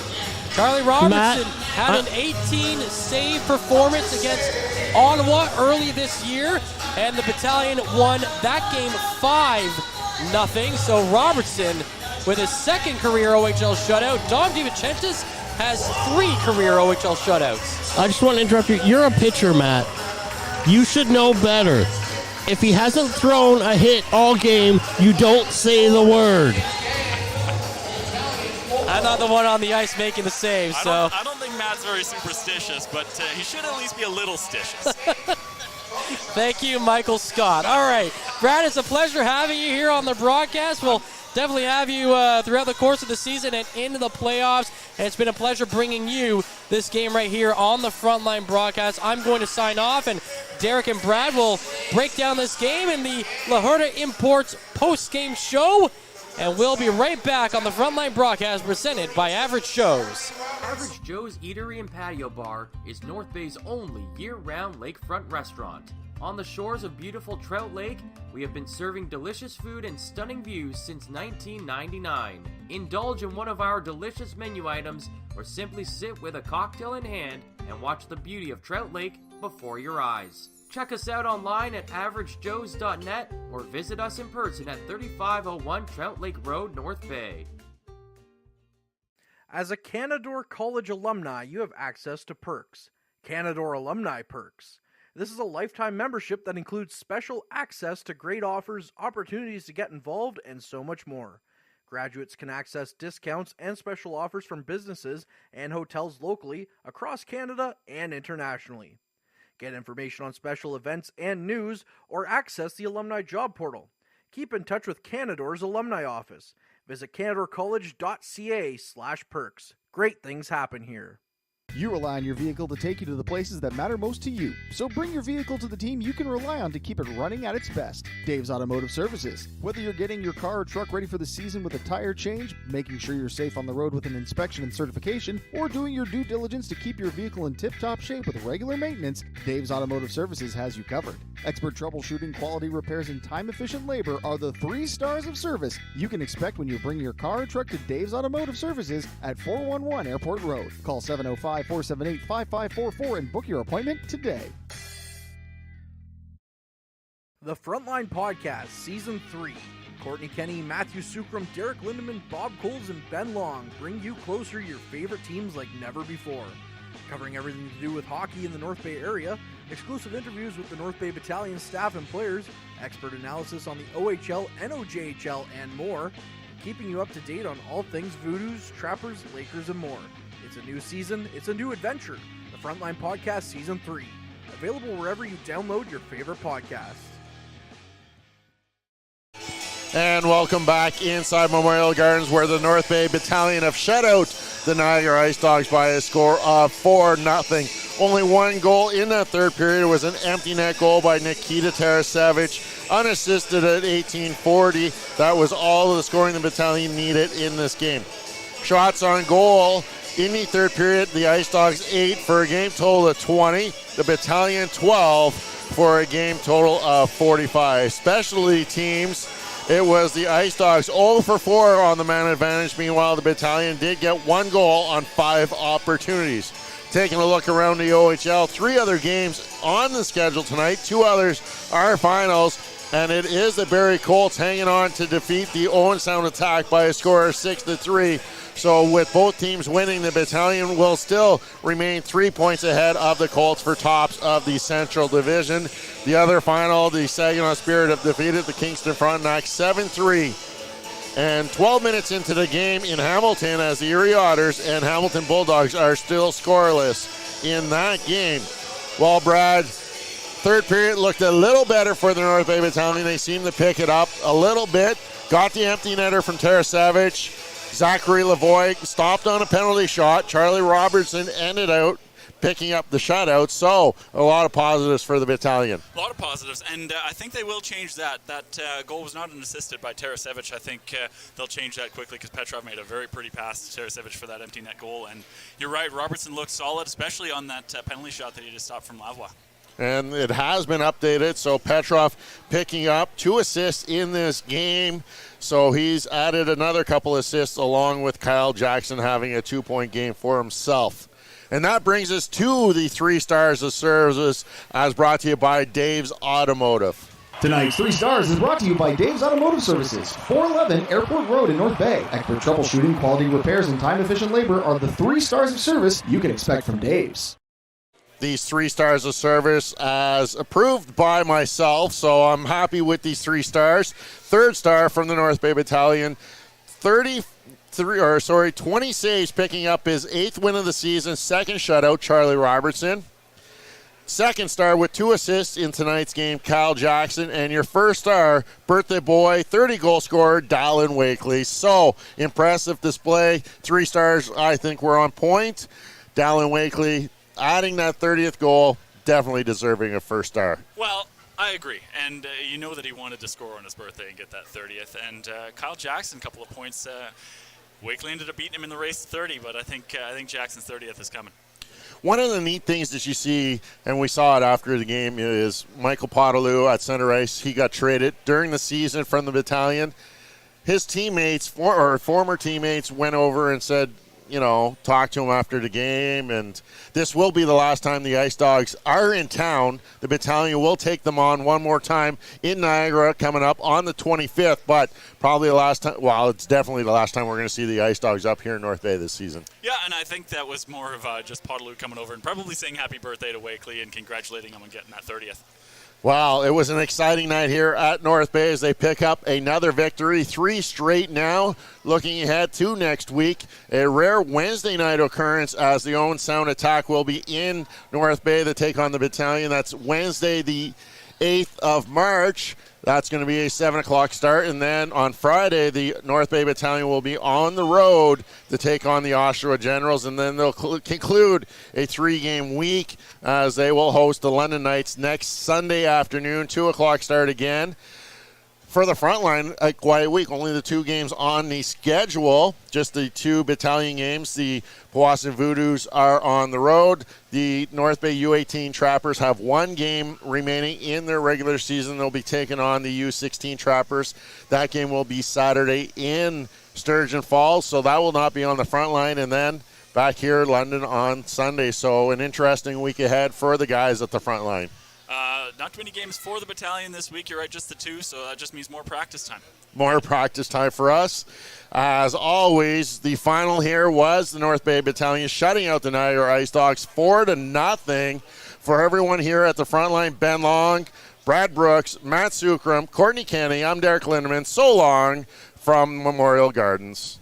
Meals are a special time for families to gather, share their day, and spend quality time together. Those dinners are made extra special when you add tropical produce found in the markets and grocery stores that carry La Huerta imports. La Huerta knows the importance of family, so they know which quality products make the best quality meals for your customers, whether it be Mexican Hass avocados, Brazilian figs, Ecuadorian red dragon fruit, or something just as exotic and special. To get your supply of the best tropical produce at competitive prices with brands buyers trust, contact La Huerta Imports at 705-752-1478. Community engagement is one of our core focuses at McDonald's. The key is finding the right people who are passionate about the same things we are, helping kids be kids. McDonald's proudly supports local organizations such as Brothers Big Sisters, One Kids Place, the Children's Aid Society, and Ronald McDonald House Charities. Stop by McDonald's on 1500 Fisher Street, North Bay to see how we can serve you and the community every day. Hey there, I'm Mike the Financial Advisor. When you strip it down to its core and you take away all the industry jargon, I help people solve financial concerns. So if you're concerned that you'll never save enough to retire comfortably, or that your kid is going to graduate post-secondary $40,000 in debt, or maybe even that life is going to take a really unfortunate sideways turn and somebody is going to have to open a GoFundMe page for you and your family, I can help you prevent all of those things from happening. If you want to see how, you can find me on Facebook, Instagram, and TikTok. Just do a search for Mike the Financial Advisor. You should find me.